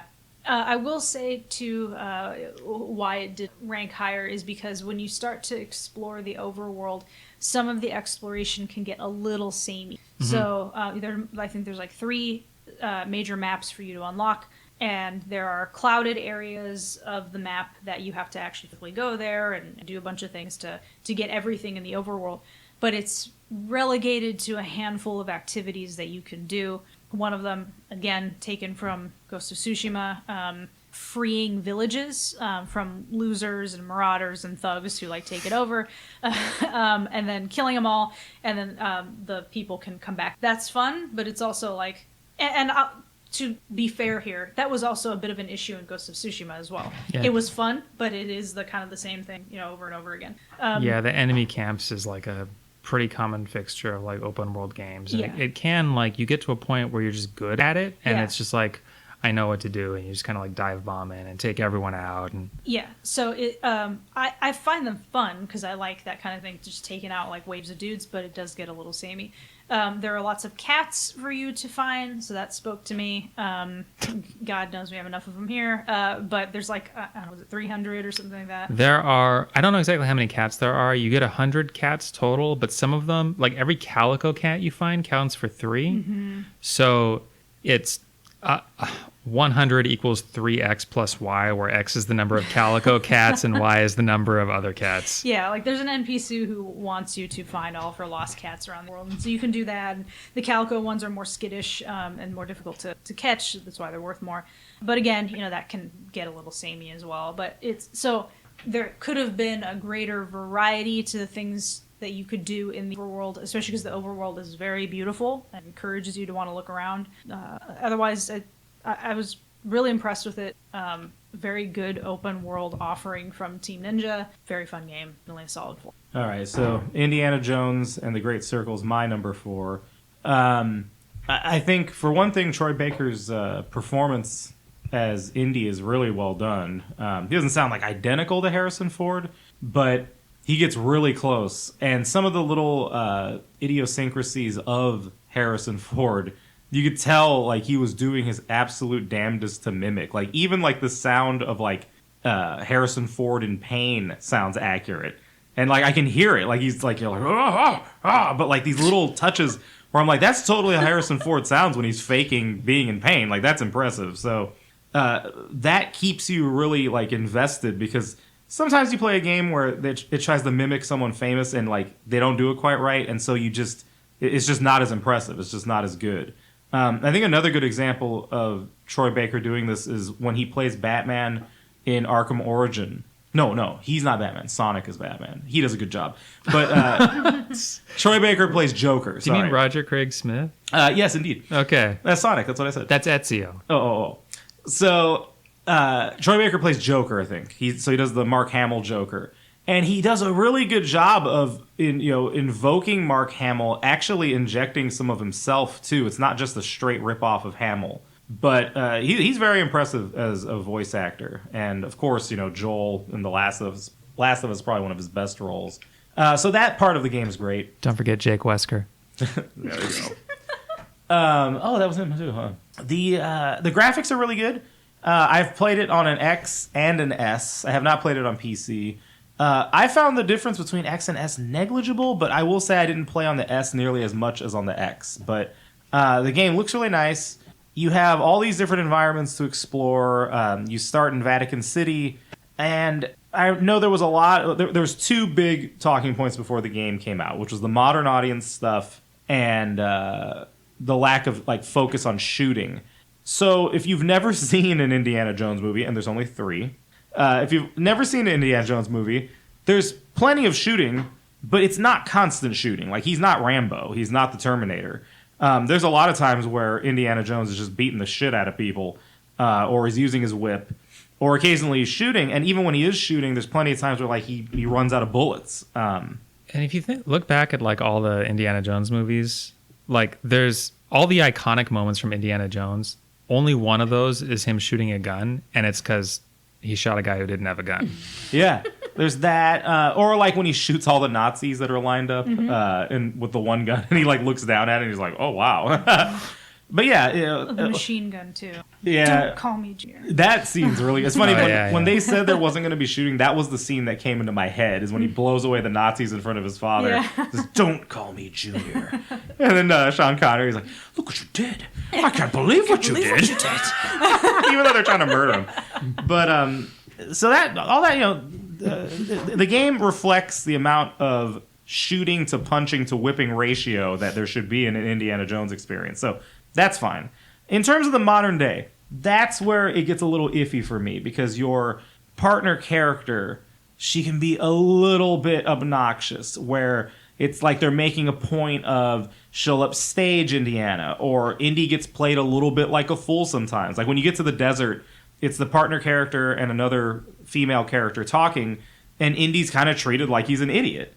And it's like, he's not an idiot. That's the whole point of this, is that he's very bright, and he's also capable as a physical fighter and all those things. And then I think the thing that really was frustrating me is when the partner character, she's like getting into fist fights with like the fascists and the Nazis. And I'm just like, look, there are plenty of women that know how to throw a punch. I'm not saying she shouldn't throw a punch. I'm just saying you have her sitting around brawling like she's the physical equal of Indiana Jones or these dudes, and she's not. I'm sorry, she's not. She's a petite woman. It just doesn't make sense. So it's like, why are you trying to sell me on her in this way when you don't need to? It's like, if you look at Marion in the first movie, she holds her own, and she's not running around getting into fistfights with people. She's fighting in a way that matches her. It's like she uses a heavy pan on a dude. She shoots somebody in the face. It's like, these are all things that match and make sense and help make it feel a little more real, even though there is that element of the fantastic in these films.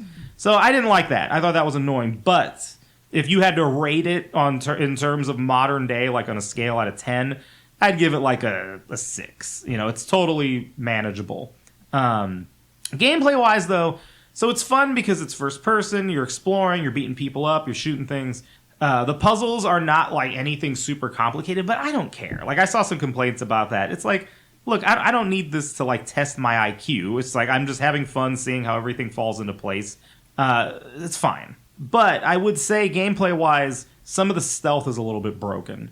So you're supposed to be sneaking around, guys. There are times in the middle of the day, I'm like, because I'm directly to the left of this dude, his vision cone apparently just can't tell that I'm there. So I'm like creeping up. I'm like, how does he not know I'm there? Or I'll beat somebody up and I'm dragging their body away, and somehow someone who's not that far can't tell that I did this.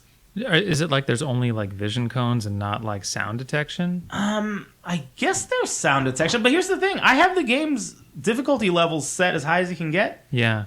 I think it can detect sound, but the enemies are weird. Like, there's one point where I was in Vatican City, and I had thrown something. So, yes, there is sound detection, because I had thrown a bottle. And instead of going to where the bottle had exploded and made the noise, the dude's coming at me from where I threw it. I'm like, I thought the whole point of me throwing the bottle was to get you to go over there, not to come to me. So there's some problems in that regard. And then the character models, like, some of the animations just don't look right. The game, spoiler alert in case you don't know this, the game opens with a recreation of the opening of Raiders of the Lost Ark. You have that film and all that footage right in front of you. You can easily tell if you're lining up with how it should look. But instead, there's certain animations that look a little stiff. Some of the faces don't look quite right. And I'm like, I don't get it. Like, how did you not manage to make it a little bit closer? Especially because, even though they're not alike, within the time period of playing Indiana Jones, I had started to replay Halo 2. And it was the anniversary edition of it. And the cutscenes, which are not rendered in-engine, as far as I know. I believe they're just animated cutscenes. But regardless, I'm like looking at that, and I'm like, this is an older game. And the character models here look way more realistic and believable than what I'm looking at in Indiana Jones. And Indiana Jones is, by all accounts, a good-looking game, but just in terms of those character models and the animations, I was a little disappointed with that. But overall, it's very fun. If you're concerned that it is, a little too modern day, that when they say modern audience, that or the no shooting, that Indy's just like a pacifist, it's nothing like that. Interestingly though, you can shoot. I haven't hardly shot anybody. Like, it's more interesting to me knocking all these guys out, because Harrison Ford's not murdering everyone that he encounters in those movies. And so I feel more inclined to just hit somebody upside the head and drag them away versus blow them away. And that, again, I feel is a testament to the quality of the storytelling. I guess last bit, and then I'll stop talking. It does a really good job of recreating the period visually. I do think some of the dialogue doesn't always totally sound like what you would be expecting from that period, which is, I think, a weakness that modern day writers kind of have right now. But totally worthy of being at number 4. Nice. Yep. So my number 4 is Prince of Persia, The Lost Crown.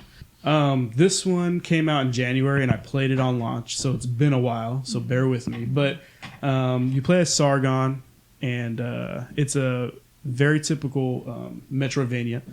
And what stands out for me in this one is like how smooth everything is.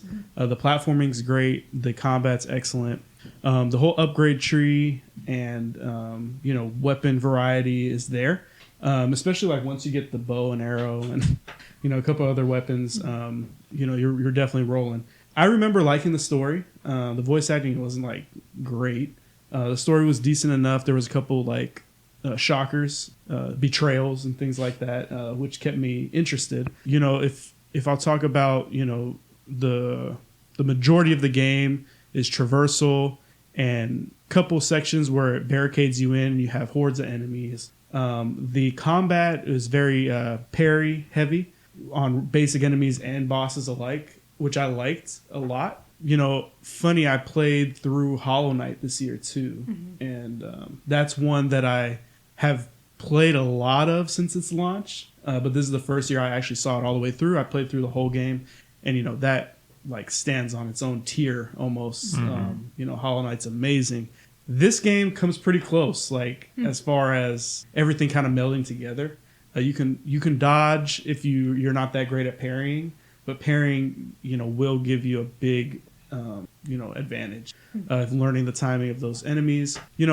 One thing that makes it unique is that just like any other Metroidvania, there's a shit ton of backtracking, which is fine. But what makes it easier is that you can take screenshots in game. So it's a massive map, right?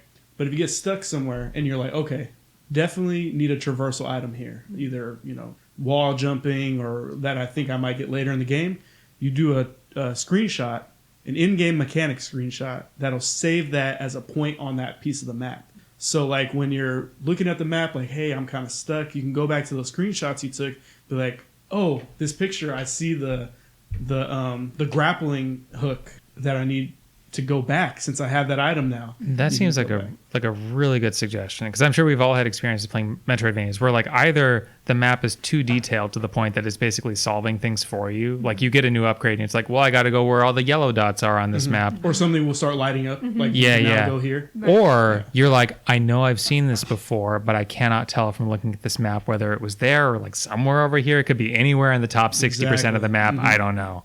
And this seems like a really good way to still put the onus on the player to keep track of things, but also making it easier for them to like do that work. Yeah, that seems like really cool. Yeah, I felt that it was a really cool gameplay element that I haven't seen before. Yeah. Not making like an actual screenshot. In Hollow Knight, you can buy different colored nodes, right, and put them there. And so you kind of make a mental checklist. Okay, my red ones I'm putting here are the bosses that I just can't beat yet. My yellow ones are the traversal pieces I have to go back in, or a wall I can't break. Yeah, almost universally, when games have like those like user added map icon systems, there aren't enough kinds of icon to communicate. Yeah. Like for me to communicate to myself everything I'm trying to signal. Yeah. Hollow Knight did well. Yeah, because especially you can buy more too. But yeah, I thought the screenshots was awesome because like it'll just be in your face what exactly it is. The boss fights were a highlight for sure. A very good variety. I never got bored. My only gripe really was, I think I said this in past podcasts, was you can only fast travel at a fast travel spot, at a safe spot, right? And they are too far in between. Like, I mean, I was backtracking for a cool minute just to get back to the hub. You know what I mean? That was kind of frustrating for me. For sure, because it almost feels like it's not quite defeating the purpose of fast travel, but to some degree it is. And I can appreciate it a little bit because they want you to explore. Like, I got all the way to the right side of the map. Now I need to backtrack. Yeah. Like, go backtrack and see if you can use that item, up or down or whatever. Yeah. I get it. But sometimes it was just too much. Yeah. And I got a little frustrated. Blasphemous did the same thing out of the box where you could only warp between like a very limited number of points in the game.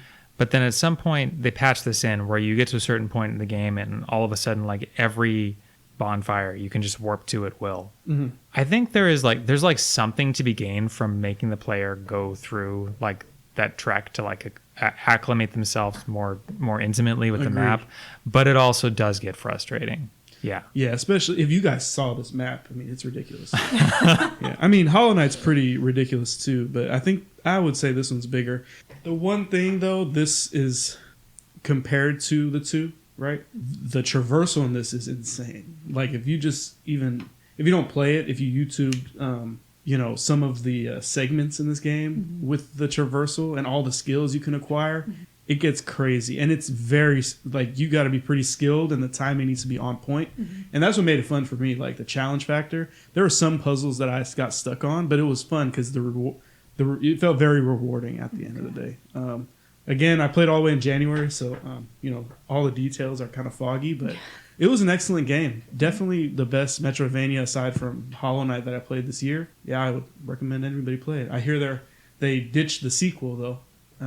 They said that they were going to work on one, but then... Yeah, I had heard something like that. I think they didn't sell very well. Yeah. So, it did not sell. No. Unfortunate, because it's a good game. All right, my number 4 is Rise of the Ronin. So, for me, I was coming at this from the perspective of somebody who had played and adored Wolong and Stranger Paradise, and who'd also enjoyed what part of Neo I played, but at the time I needed a break from Neo because it had been pretty intense. So for me coming to Rise of the Ronin, I was interested but worried that the combat wouldn't be up to the standard of the other Team Ninja games, and worried that because it was their first open world game, that it wouldn't be a great open world either, that it would just kind of be stuck in this limbo between those two things.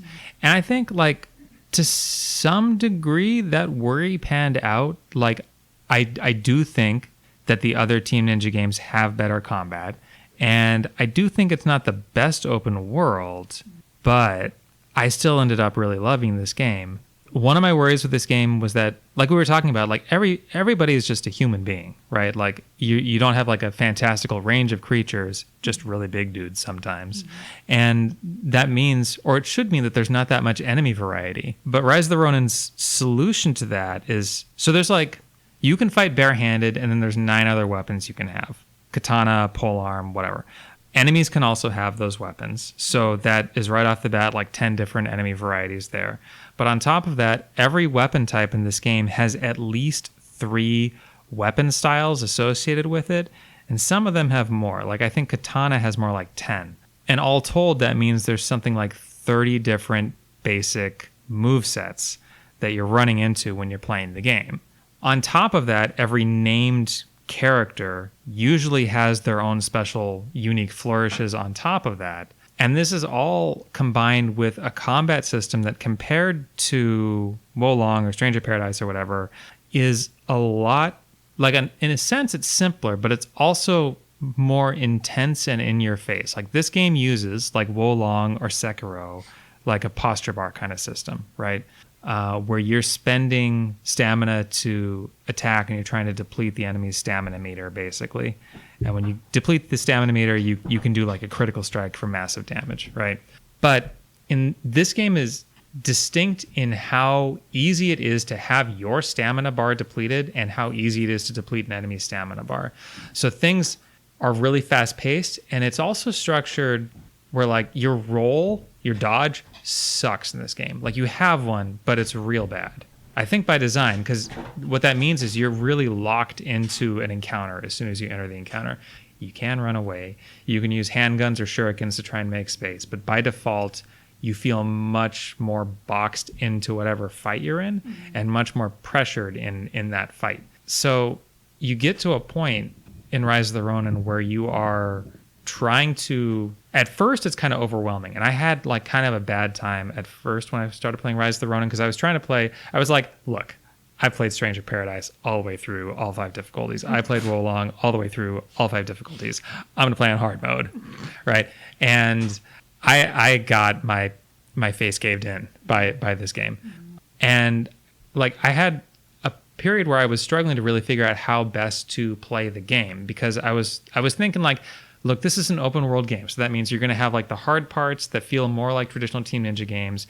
And you're going to have like the kind of easy parts in between where you're like collecting cats or finding shrines or whatever.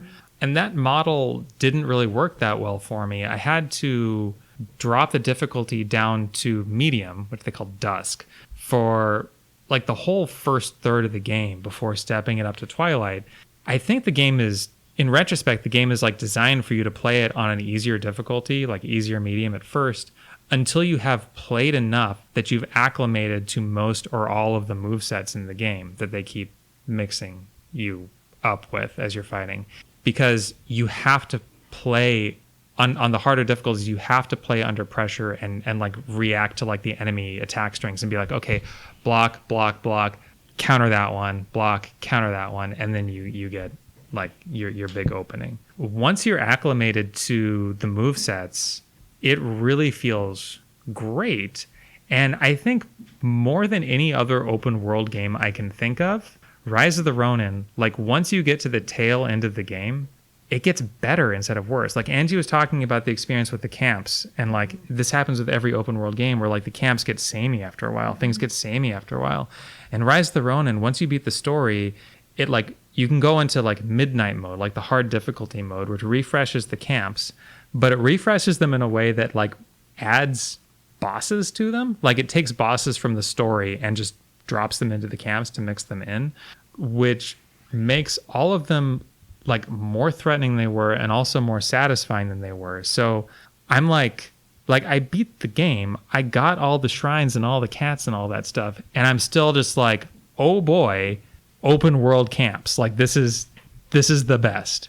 So just like as an action game, it like Rise of the Ronin is only at number 4 for me, in part because like you do have to spend this time with it where it does feel more like another camp, another cat, right? But you get to a point where you realize like this is all kind of training wheels for hard mode, and then the hard mode experience it gives you is really great. I still think it's not as good as the other Team Ninja games just in terms of combat, but it is very solid.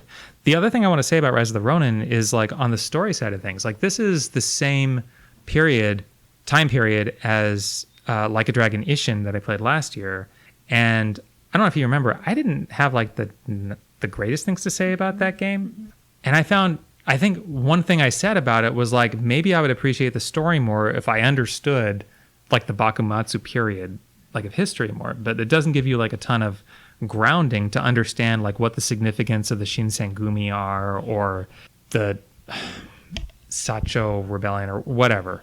So this game it actually does a really good job of like grounding you in history. It spans a couple decades, and it's showing you like the effects of like Matthew Perry's ships arriving to open up Japan, and like the struggles of like the shogunate versus like discontented samurai, and like all this stuff. And it introduces you to a ton of characters, most of whom are like surprisingly charismatic. And I just got really into it. And I feel like if I'd played Ishin after this, I probably would have appreciated Ishin more. This does a good job of like explaining why someone would care about this period of Japanese history.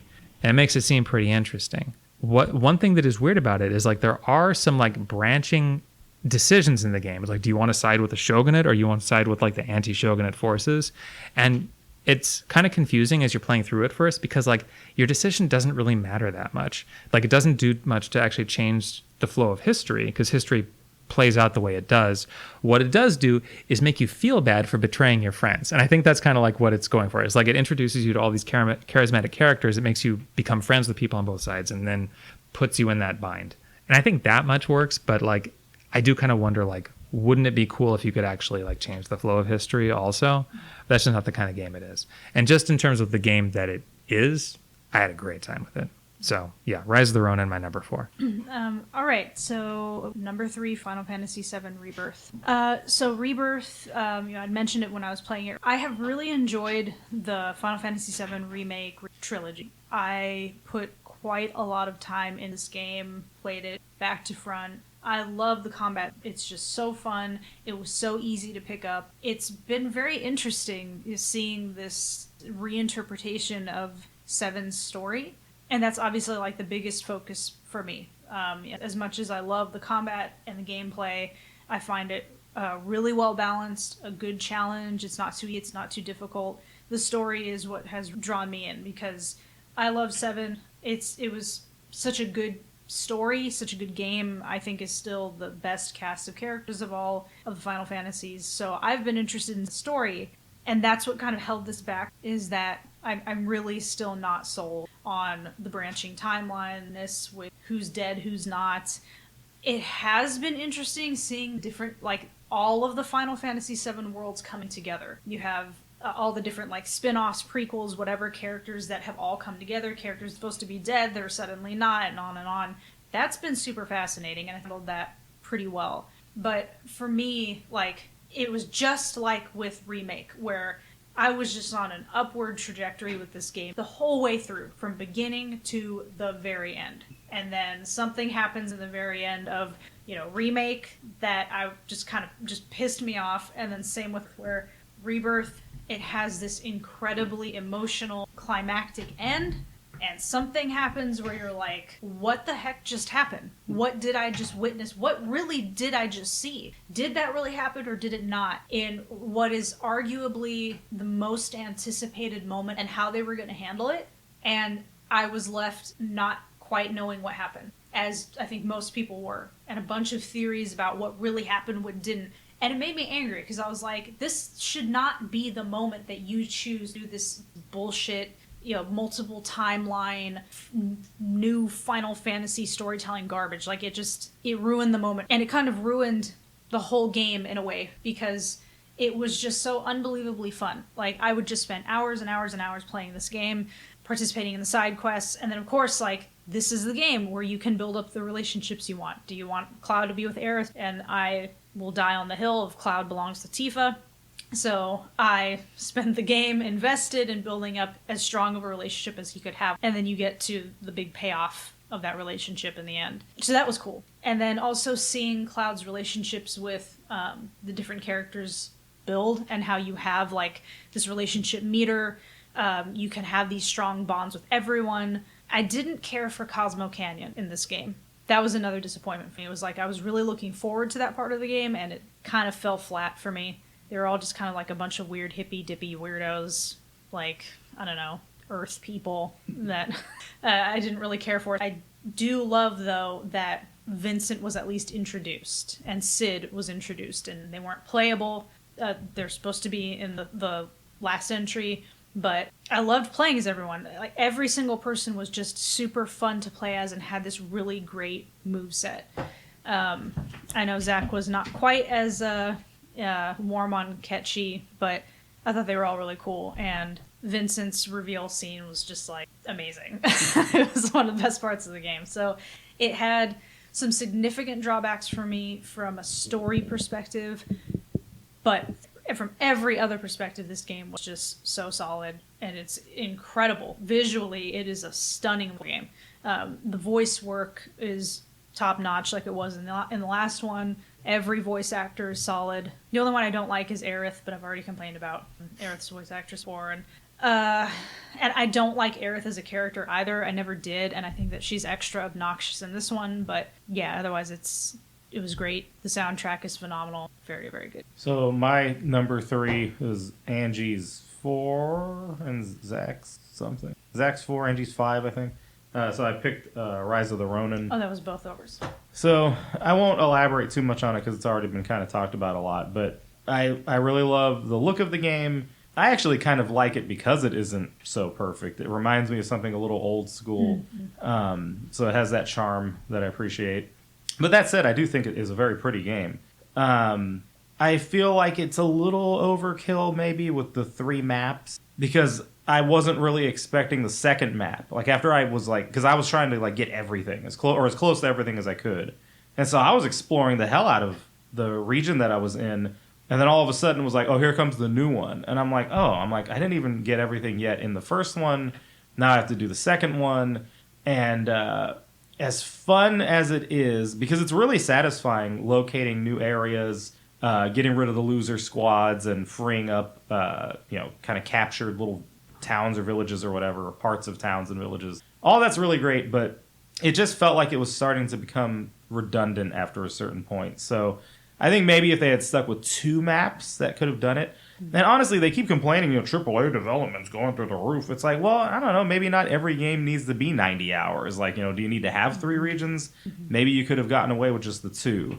So I would have rather they shrunk the regions if they did that, because like all 3 I think are critical for the story, but I think they could have made the individual explorable areas smaller. Yeah, why not? Trimming of that. Especially because it's pretty typical open world game where 80% of the world itself, there's not really anything to do in it. It's like it's there to look at and it's pretty, but it's ultimately kind of a lot of filler. So yeah, if you concentrate things down, that might have been better. So that's a weakness. And then to Zach's point, about how there doesn't really feel like true consequences for your choices within the story. You can just keep flip-flopping back and forth perpetually and not really have any difference for it. So that is like, why even have it then? Now, yes, it could just be like you as the player feel kind of guilty, but it doesn't matter in terms of like the actual gameplay. So as a gameplay thing, maybe that could have been better thought out, but the combat is very fun, very fluid. I was not playing on like the hardest difficulty level, unless I'm misremembering that I was, but I still thought it was challenging, especially some of the boss encounters and the variety of weapons. There's a lot of different styles that you can choose between. So Rise of the Ronin, just a lot of fun, invested a lot of time into it. And so it's my number 3. Right, Don? Yeah, my number 3 is Astro Bot. This one came out in September. What a perfect game. I mean, this game was so much fun. It ran incredibly well. I mean, I just felt that it's a 3D platformer, right? But just everything you're doing just feels right. I mean, the abilities that you get are fresh every time. Whether it be the dog that gets you, like, you can do like a boost, right? You jump and then do an air boost, and then how you use that against the boss in that region or whatever. The monkey is still my least favorite. That's the one where you have to use the motion control on the controller. I hate that. Apparently you can turn it off. I didn't know that, but Anytime there's motion these days, I just turn it off. If Yeah. I can turn it off, I will. yeah. Luckily, there were stages that used the monkey hands that you had to climb and swing, which is fine. I mean, at the end of the day, the hands that he uses to stomp, you could use with the triggers. But yeah, it was just a perfect length. I mean, I think probably like 20, 30-hour game for the platinum. Every stage was unique and done with care. Each region had a boss, and then it went into another stage that was tied to a PlayStation franchise, right? So everybody's seen trailers of God of War and Horizon, and how you take over their abilities. So you basically play as Kratos, through the Ragnarok, one of the Ragnarok levels, the aesthetic or whatever. The tiebacks to all the PlayStation hits like that is really, really well done. I really love the collecting all the Astro Bots and how each one, well, most of them is tied to a PlayStation franchise. And then most recently, they just updated with time trials. There's new stages for time trials, and they did a Christmas special stage. That was excellent. I just did it not too long ago. Everything about the game was good. It's probably the best 3D platformer since Odyssey, maybe, in my opinion. High praise. Yeah, really, really well done. Very polished. Yeah, number 3 for me. All right. I should probably play that. Yeah, my number 3 is UFO 50. Which I know I talked about on the podcast at some point. It's an indie game. Right now it's PC only. 50 games that never existed but are presented as though they were the creations of a non-existent developer named UFO Soft between 1983 and 1990, I think. So these are like NES era games. Span all sorts of genre. I have definitely been uneven in how I've put time into different components of UFO 50, but I see it as a buffet, basically, where you pick what resonates with you and what doesn't. So the fact that not all 50 games resonate with me, I don't hold against it. Some of the games in there are absolutely phenomenal. I know previously I mentioned Velgress and Nin something. It's like a side-scrolling ninja game. But there's some other ones that are really cool. There's one called Mortal, where you're basically, it's like kind of Lemmings inspired, where you're like throwing a bunch of people to their deaths trying to progress through a level. Very clever, very well done. Another one called Campanella, which is like single screen stages where you're kind of doing like anti-gravity rocket boosts to like maneuver this fragile UFO around to collect things. And like they're very simple games. They have to be in order to succeed like in like that 8-bit aesthetic. But it's a smorgasbord of like really well done video games. I don't have a ton to say about each of them individually. In some cases, you can really tell which of UFO 50's creators worked on them. Velgress really feels like a spin on Downwell. I don't know for sure if it was the Downwell guy that did that one, but it does feel like it.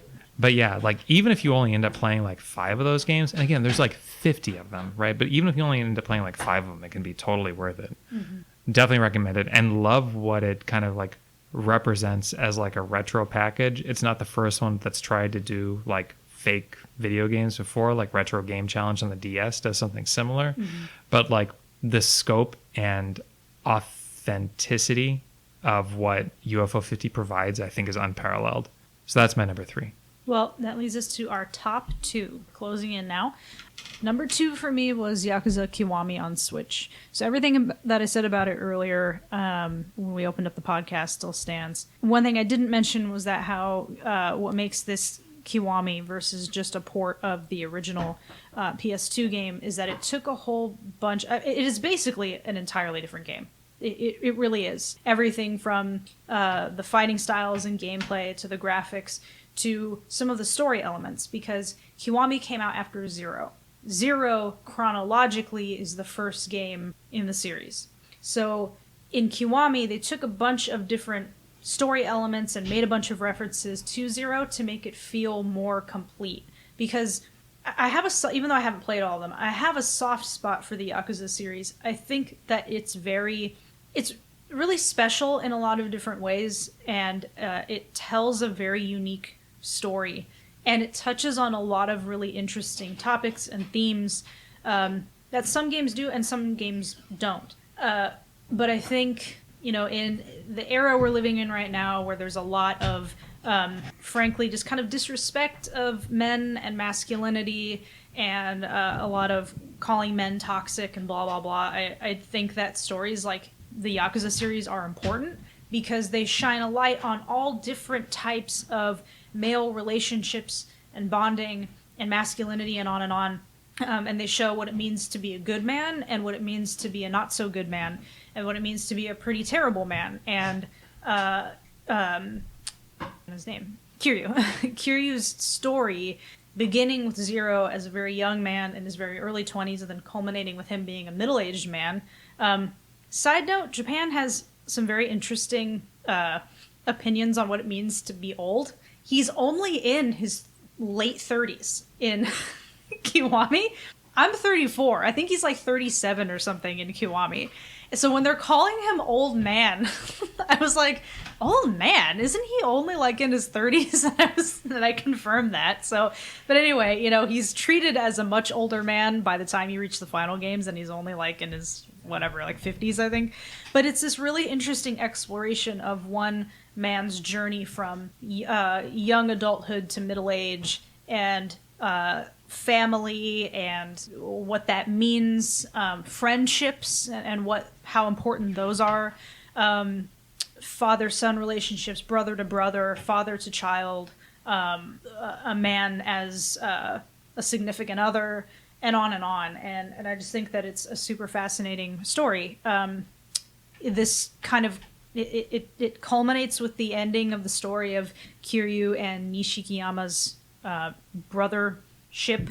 That's a different game. Yeah, you were gonna make some sort of comment, but and it's pretty tragic. And Nishiki's a very tragic character, and Kiwami just tells a very, very good story. And in bringing in those references to Zero, like I said, it makes it feel more complete. And it because it's referencing events from Kiryu's past that makes sense to reference. And it actually wouldn't make sense if they didn't do something like that, because it would be like, oh, isn't this that place from Zero? Why doesn't he really seem to recognize it? Or, why doesn't he seem to have some sort of greater kind of like commentary about it or a bigger reaction to it or whatever? And they thought about that, and they treated it very intelligently.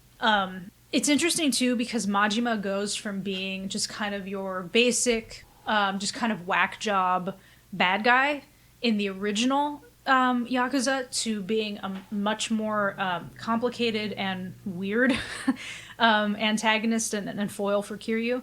And it's really cool because I really love Majima. I think I like him a little more than Kiryu, but I really love Kiryu too. And so seeing their bond is very interesting and that it plays out. But it's a fantastic game. It's a fantastic series. It was handled very well on the Switch, like I said before, and I just think it's very much worth playing. And my number 2 game is The Legend of Zelda: Echoes of Wisdom. It's very, very solid. So this is the Zelda game that stars Zelda for a change. It uses the Link's Awakening engine pretty positive because it has the exact same aesthetic as that remake. So we're talking about the Switch Link's Awakening. Unfortunately, that means it also has some of the performance woes of Link's Awakening. I'd say they're about equal. Hasn't really gotten much better between the two. However, it's totally manageable. Like, it doesn't prevent me from enjoying it. It's just something that I notice and find a little regrettable. I do think it's strange, though, that they maintained the blurry edges around the playing field, which is supposed to be like, oh, it's like a dream, and that's why it looks like that in Link's Awakening. And this one, it's not a dream, so why is it dreamy? Especially because it doesn't seem to be doing anything to help the frame rate issue, unless maybe it is and I don't know it, but kind of a letdown. But beyond that, though, it's beautifully designed. It has actually really good music. One of the things that I have not enjoyed about Breath of the Wild and Tears of the Kingdom was I don't think there's anything really memorable about those soundtracks. And a lot of the music in Echoes of Wisdom is actually pretty good and fairly memorable. Story-wise, it's just kind of typical Zelda. It's like not the greatest thing ever, but it has a decent story. But it's the gameplay where it shines, because it's the top-down classic Zelda exploration, but you're not using Link. So the developer's like, so how do you create that environment where you're going and you're exploring, but you're not swinging a sword around, you're not doing the things Link would do? So the solution here is that Zelda uses something called echoes, which is where she's recreating different items from throughout the game environment. And I thought that it was very cleverly implemented. So, let's say there's something out of reach. Well, Zelda doesn't have a hook shot, so what does she do? She stacks a bunch of beds on top of each other, and you can jump between them to get to where you need to go.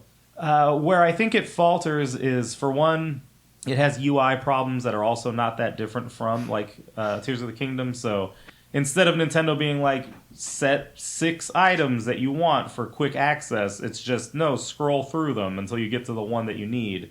In fairness, it does take what you used most recently and put it at the front, so that's fine. But I just, again, look and think, look, it's not like this is brain dead simple. You have to have some thought going into how you use this inventory system, so why can't I fine-tune it? Like, that's, one more menu option. Big deal. It's like, let me customize it. It's just a little irritating on that front. I also found that you end up using a lot of the same items over and over and over, even though you have other items that appear later. So it's like, I don't know how many times I just use that standard bed that you get like right at the beginning of the game. So maybe some fat could have been trimmed in terms of the inventory. Same thing with the echoes of the enemies. The enemies end up being your offense. So it's like Zelda can create an echo of a moblin. You pop the moblin out, direct him towards whoever you need attacking, and then he goes and beats him up. And you can maybe do more than one moblin. But, like, I got a P-hat pretty early in the game. And I don't know if maybe I had just kind of finessed my way into getting the P-hat, and, like, maybe you were supposed to get him later. But I was using that P-hat at the beginning, like, a ton, and he was just beating the crap out of everybody. So that also felt like maybe another little bit of a mistake. What I did think was interesting was that you can use Link's abilities, but they're temporary. So, like, you charge Zelda up, and she has an energy bar that's associated with them. So you can swing a sword, you can pull out your shield, but it eventually wears out. And I actually was like, you know what? Why even put this in? Like, the whole point of this is that she's not Link, and she's not going to do the things that Link does. So why even give the option for this? It's like you're either going to be invested in playing as Zelda with this alternative approach, or you're not. And by giving people temporary access to the Link abilities, it's like, well, how's that any better? It's like you can only use them for a little bit, making them almost negligible. So they should have just cut that. Like, not even have the option to swing a sword. Like, just stick with this. It works totally fine. But yeah, it's a very good Zelda game. I don't know if I'd say it's like one of my favorites ever, but it's definitely a solid experience, and that's why it's at my number 2. Moving on to my number 2, it's going to be Black Myth Wukong. I absolutely loved this game. Spent about 45 hours on the campaign. I still got to go back and do some side content that I missed out on. Zack was talking about it earlier. It was one of his honorable mentions. A lot of what you said, pretty much I have the same feelings towards. I'll say the storytelling is probably my favorite part of the game. While I didn't understand everything, I'm not familiar with the folklore it's based off, too much. The way they handled it with those cutscenes that Zack was talking about in between each chapter, those were so brilliant. Like, you know, the art style with those alone, they were varied. They weren't the same thing while similar. I just thought they were so good, especially I think the last one was my favorite. That's where pieces of the soundtrack were the strongest, I think. As well as that one bard early in the game who's singing. He was amazing. He was that awesome, guy was dude. awesome. I love that guy. He's like this headless bard.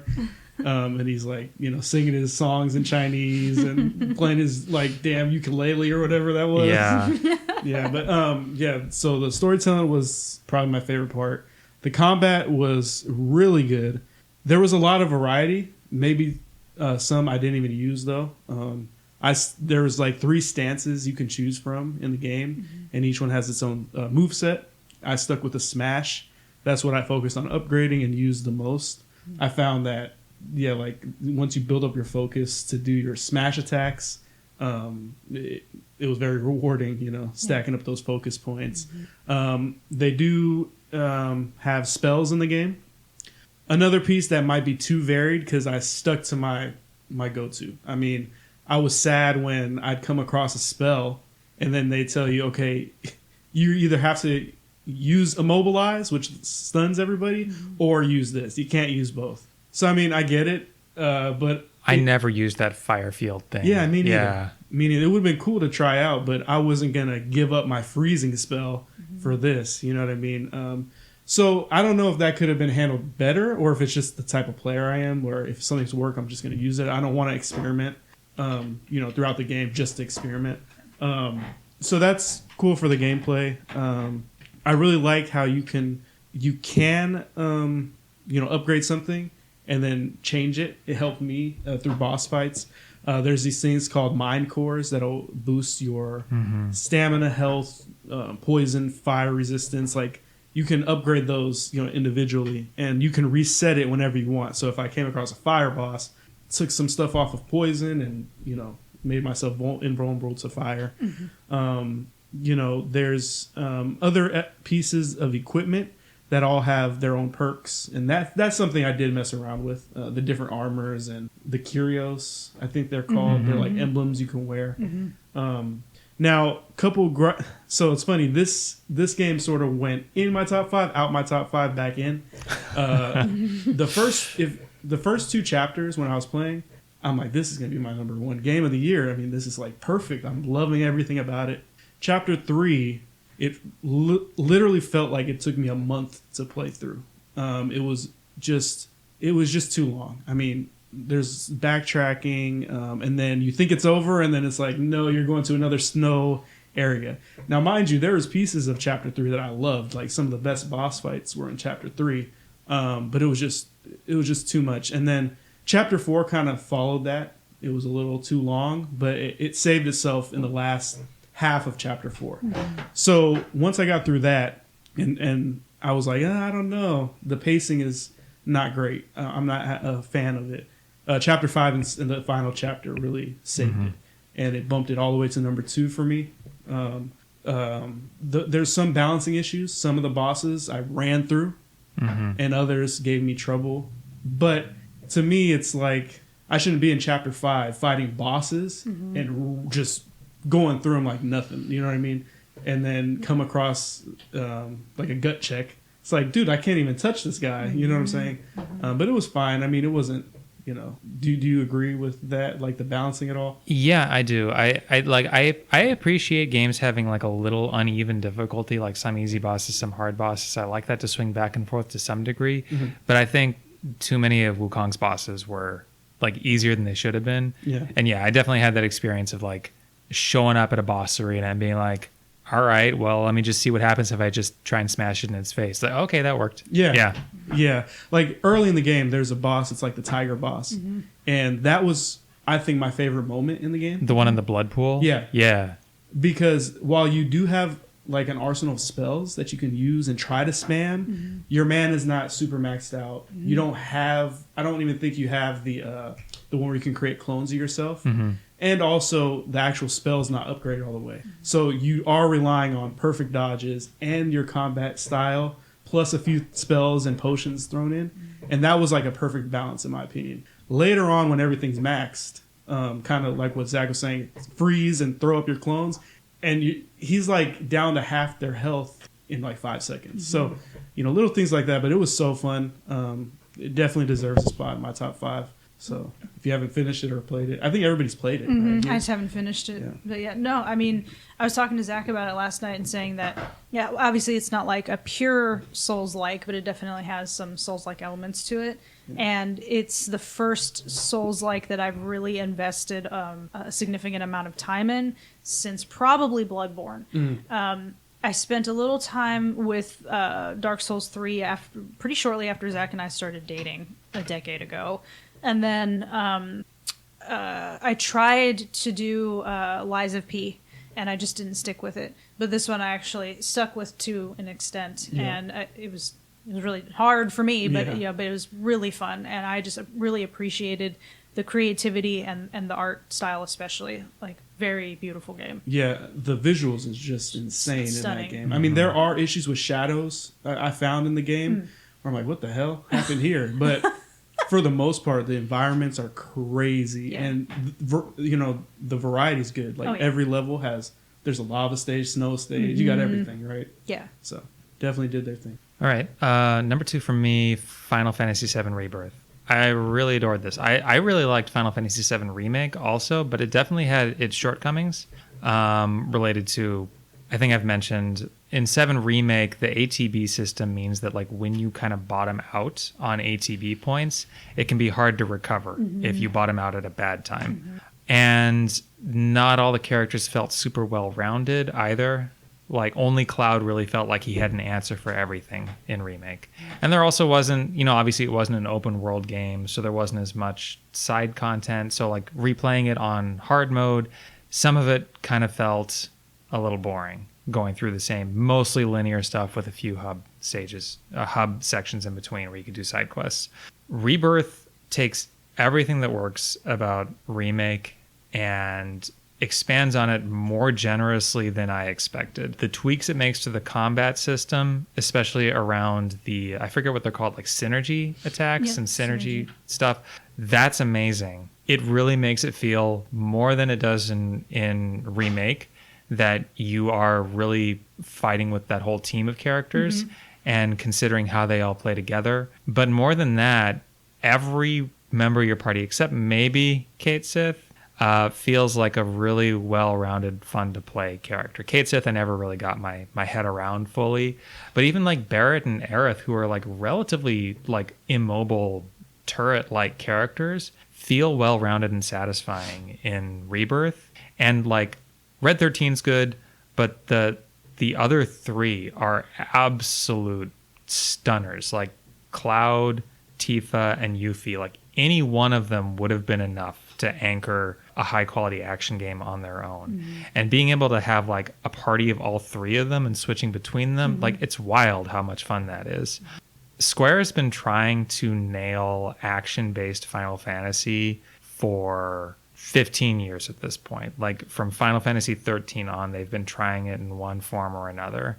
And this is an unmitigated success, both in terms of like how much fun it is to play and how much tactical depth there is to the system. Like I'm making unlike Final Fantasy 16, which feels really good in the hand to play, I'm making like legitimate like build decisions, party composition decisions. It feels like I'm like scratching the RPG itch parts of my brain while also getting to play like an absolute top-notch action game when I'm playing Rebirth.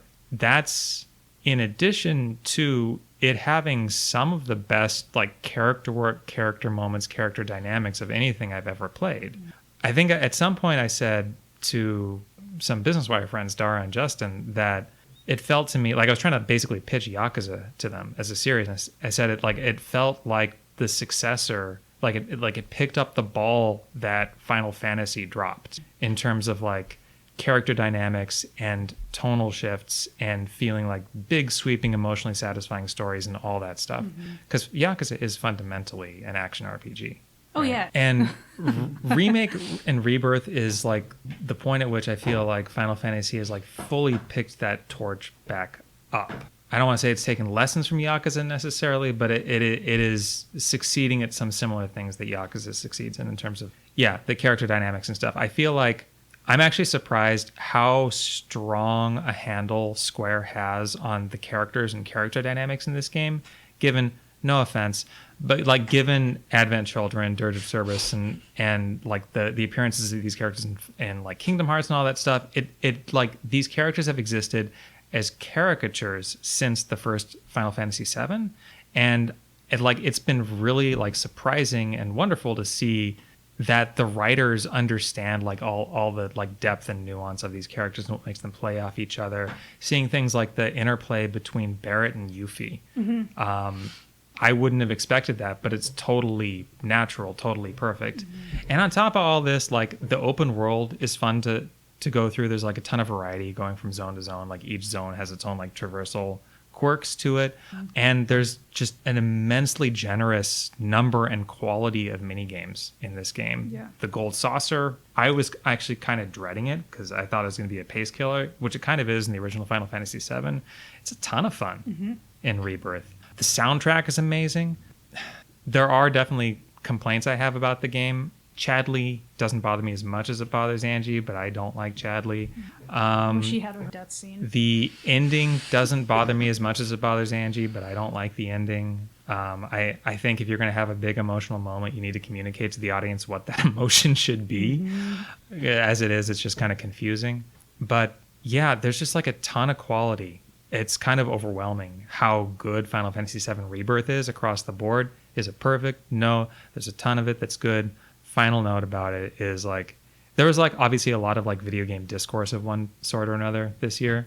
My absolute favorite was seeing people complain about difficulty of the mini games in this game and laughing at them. That's my number 2. Thank you, Zach. Well, the big reveal is upon us, our respective number ones. And mine was Paper Mario and the Thousand-Year Door, which might seem somewhat anticlimactic, especially for everyone here at this table, but it's a game that really means a lot to me personally. I just hold it very near and dear to my heart. But I think that as not necessarily a remake, but a remaster, it was very well done. Very well done. Especially when you compare visually, this game with the original GameCube game. There are some significant differences, but it doesn't look... It's not like with the Wind Waker HD remaster. Robert and Zach and I were just talking about this, where something is lost in that HD remaster on Wii U. It looks beautiful, but what makes it special, what made the original Wind Waker special visually, is somewhat lost. I can't say that at all about the Thousand Year Door remaster. It looks very good without losing any of the charm of the original at all. This game is and was Nintendo at its best, and it makes me a little sad, honestly, because I just feel like Nintendo is losing something in its writing with all of its games. I don't exactly know what's going on there, but this was at a time when like the writing was just top notch, and it's funny and it's creative, and the pacing is really well done, and there are some unexpectedly like poignant moments that you maybe would not have thought you were going to get from this game or would not be in the game, and they are. The final boss is difficult. There's like I won't necessarily call it a difficulty spike per se, but definitely like a good proper final boss. Really good soundtrack. Just everything about it is just such a top-notch game. It does have that problem that Mario RPG had, where they felt the need to redo the soundtrack with the kind of more like the modern orchestrated new versions of songs. If you don't like it, like I didn't, there's a badge. I think it's free. It's right at the beginning of the game. You can buy it almost immediately and just enjoy the original soundtrack throughout the whole game, and that's what I did. And it's just a fantastic game that it was very formative on my gaming tastes, I think on my sense of humor, on my personality. It's just a really, really good game that stood the test of time very well. The gameplay especially, and it's a very good example of how to do a remaster well, where it does justice to the original while introducing just the right amount of newness. A fun game. So very, very impressed. Happy to be able to play it again. I'd have been tempted to put that game at number 1, but just like with Mario RPG, any censorship pisses me off so much. And just the little changes, even if they were little, even if the bulk of the game was the same, it makes me so damn angry when I see it. It's like when you play the remasters of Tomb Raider. There's a trigger warning at the start of that. I'm like, this stuff has no business being near any of my games, near any art, any movie, any book, nothing. And that's just enough to have pushed it out of my top spot. But that game was fantastic. My number 1, though, is Astro Bot. Now, I'm a sucker for 3D platformers in general. Platformers of any kind, 2D or 3D. There's just something about them that I find so satisfying.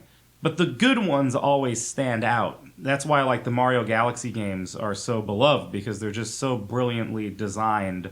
Dom had mentioned Odyssey. I prefer 3D World just a little bit to that one. So like these games that are just incredibly made, you'll always remember them because it's a combination of things. It's the set pieces, it's the environments and the things in them, the flow of the gameplay, and it's not necessarily puzzles per se, but it's just like actions that you have to complete within the game environment in order to precede the events of the stage. And it kind of unfolds like a puzzle. And when they're done, really well and really cleverly, again, it stands out. So Astro Bot, it does all of these things well. And the highest compliment I think you can pay is that it feels like a Nintendo game.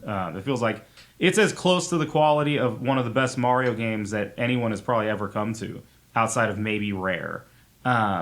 It's visually, it's stunning. There's just such a variety of environments and things happening in the environments. And they also, in the tradition of Mario Galaxy, it plays around a little bit with traditional, this is an ice world. It's like, yeah, there is some of that, but then there's other things mixed in to keep it from being like super generic.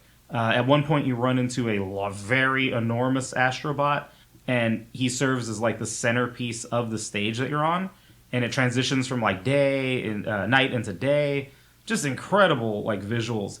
At the same time, there's something just a teeny tiny bit sterile about what you're seeing. And I don't know how to quantify it, but I noticed it when I was playing it. That's the only like negative I can say towards it. But like it's brilliant. Dom has already talked about it earlier, but like the throwbacks to PlayStation's history. I can't remember who wrote this. I'm not going to say it either. But like somebody was talking crap about the nostalgia factor. And I don't use the word nostalgia usually, but there is no way to ignore that that's what that is the callbacks to those old franchises. It's like, why? It's like, it's not like Sony revels in that. You don't really see it a ton in their games. And it's done so well here. It's like, I can't think of a single reason to complain about it. But then the stages that are themed around those characters are just so well done. It captures kind of the feel of the franchise that it's based on, but it still feels like Astro Bot. That's an incredible balancing act to pull off. Mechanics that appear, sometimes only once or very sparingly. That is a Mario carryover. Like we've seen that in those types of games, but it's done well here. So you'll get to do things once or twice, and you always remember them because they showed up and then they went away. And just such great stuff. And I thought, Angie had asked earlier, should it have won Game of the Year? And that was through the Game Awards. I don't necessarily look at the Game Awards as like the, metric for what is the Game of the Year, but it's a prominent festivity.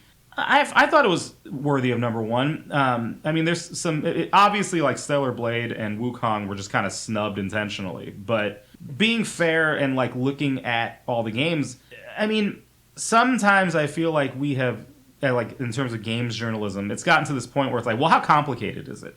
How advanced is the real-time lighting and all these other little things where it's like, yeah, those things can matter and they can result in games that are incredible and, really well done. Look at Elden Ring. That game has all these different amazing things going on. It's super difficult. But Astro Bot is worthy of it for entirely different reasons. And I think that by giving it the top spot, it sort of also recognizes like, yes, like you can make something that's a platformer that's quote unquote simple compared to other types of games, but the experience is so satisfying, and the things you do are so memorable, and the places it takes you are just so fantastic that it stands out and it deserves to be number one.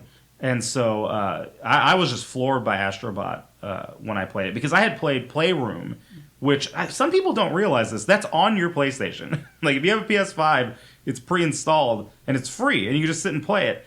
And it's a stripped down version of Astro Bot, basically. But this game is everything about that times 1,000, and it's just amazing. So that's my number one game of the year. Mm-hmm. Sorry, I don't mean to cut into your time. It's just one thing I forgot to mention that was an important reason why I put Thousand Year Door at number one, is because despite the age of that game, and I was talking about how it's aged really well, Brothership came out at the end of the year, another Mario RPG.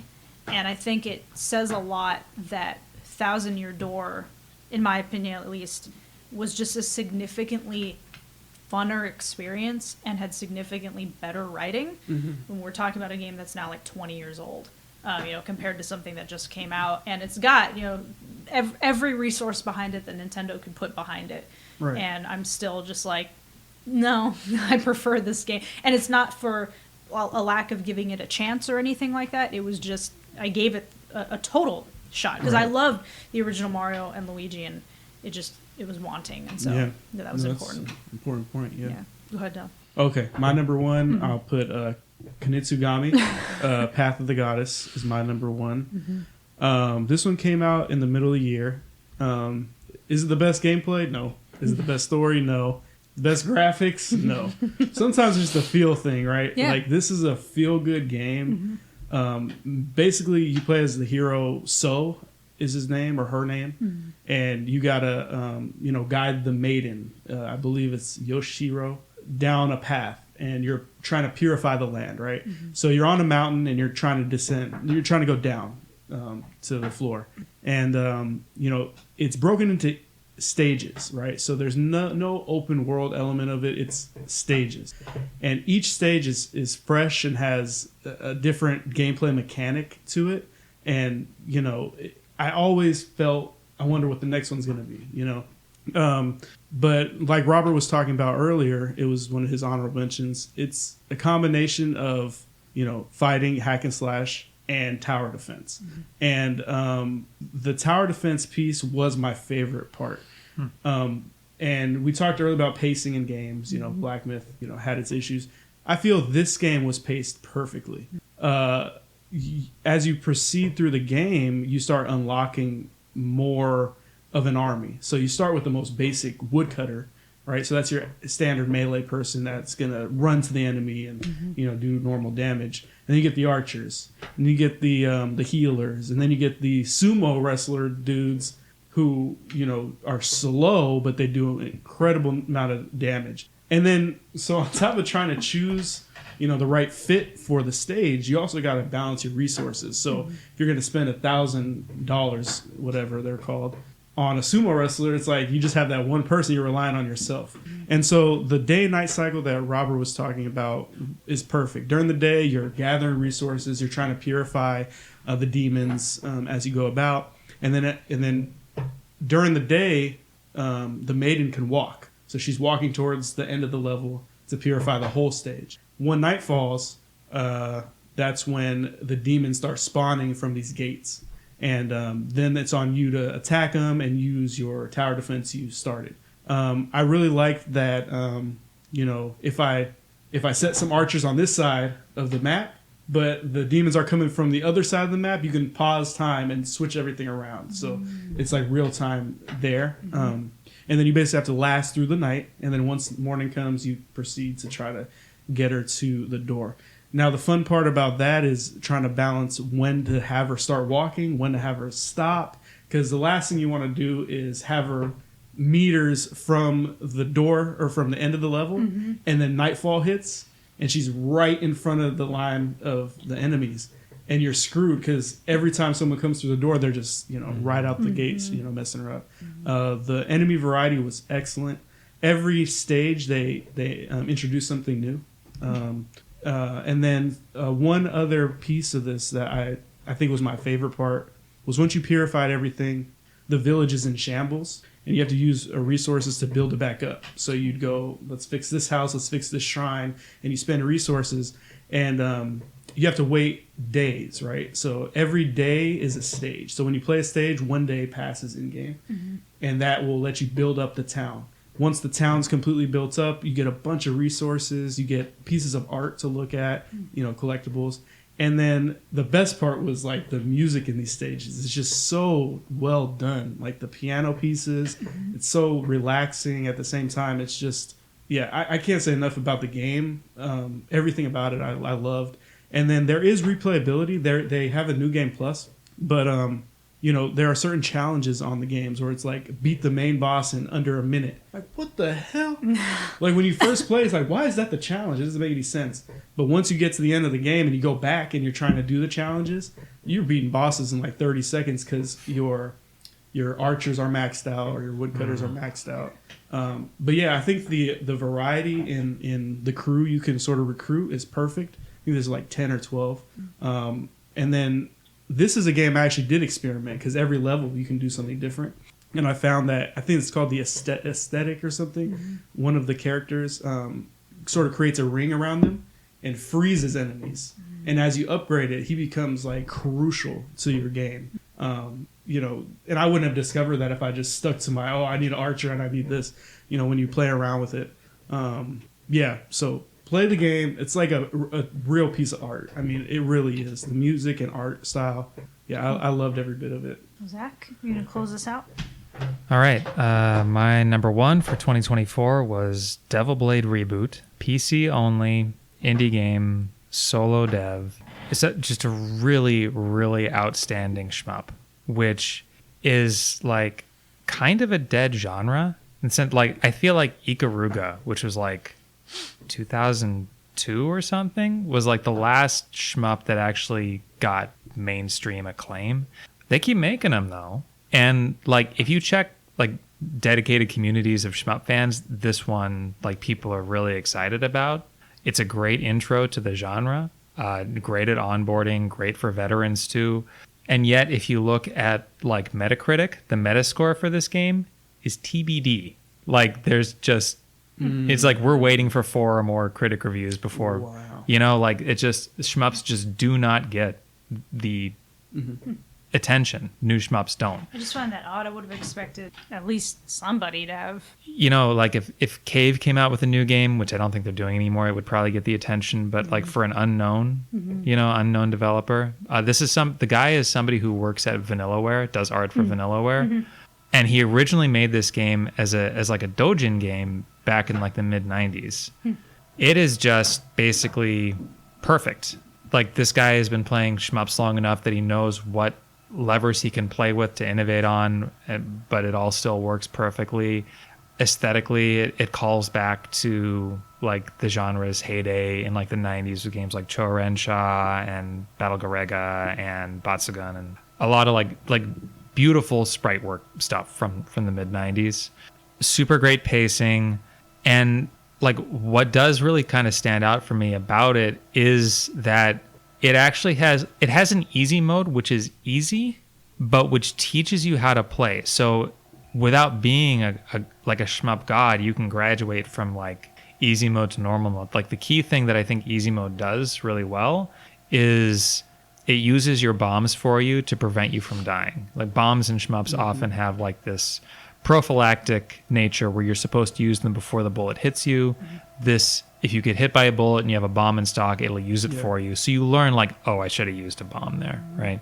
When you graduate to normal mode, it no longer does that. You have to use it proactively. But when you use it, you also get a single-use shield. So it protects you from the bullet that was about to hit you, plus you're safe from whatever the next bullet that would hit you is. So it's, again, like doing a good job of encouraging you to play properly. There's also a scoring system in Devil Blade Reboot where you get more points based on how close you are to the enemy. So you're encouraged to point blank, to get right up in the enemy's face and fire. But it's really good about signaling to you like exactly how close you are, and it's also a gradient. So it's not all or nothing where you're in the enemy's face, you get a good score, you're not, you don't. It's like how far you are. So you can like kind of like gauge as you're playing, like, do I feel comfortable with this? Do I not? Fundamentally, it's like it's a shmup, and if you don't like shmups, you're not gonna like Double Blade Reboot. But what it does is like it's perfect. Like it's not the game I spent the most time with this year. Certainly, it's not necessarily the most impressive in terms of like its scope or like wow factor or things like that.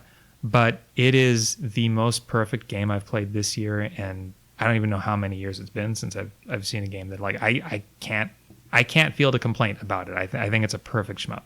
So that's my game of the year. Certainly sounds like it deserved its number one spot for you, or earned that spot. I mean, all right. Well, thanks for sticking through this one with us. I know it was a long one, but we had plenty to share about our favorite games this year, and it was a good year for gaming. A lot of really solid titles came out, and we were talking before we recorded, and I was saying how I thought it was really cool how there was definitely some overlap between all of our choices, but then a lot of unique choices between us. So it gave us a lot of different things to talk about, and really just kind of underscored how many good games came out this year, and a really good variety of games too. And also a variety just in terms of resources. Some of them were AAA, some of them were indie titles, some of them were premier titles from new studios, and on and on. So very cool. And we have plenty of cat sounds we have to edit out. Hopefully we can get them all out. Not all of them. I guess we'll see. Not all of them. We'll see by the time this one goes live. But thanks for joining us for another episode, and we'll see you on the next one.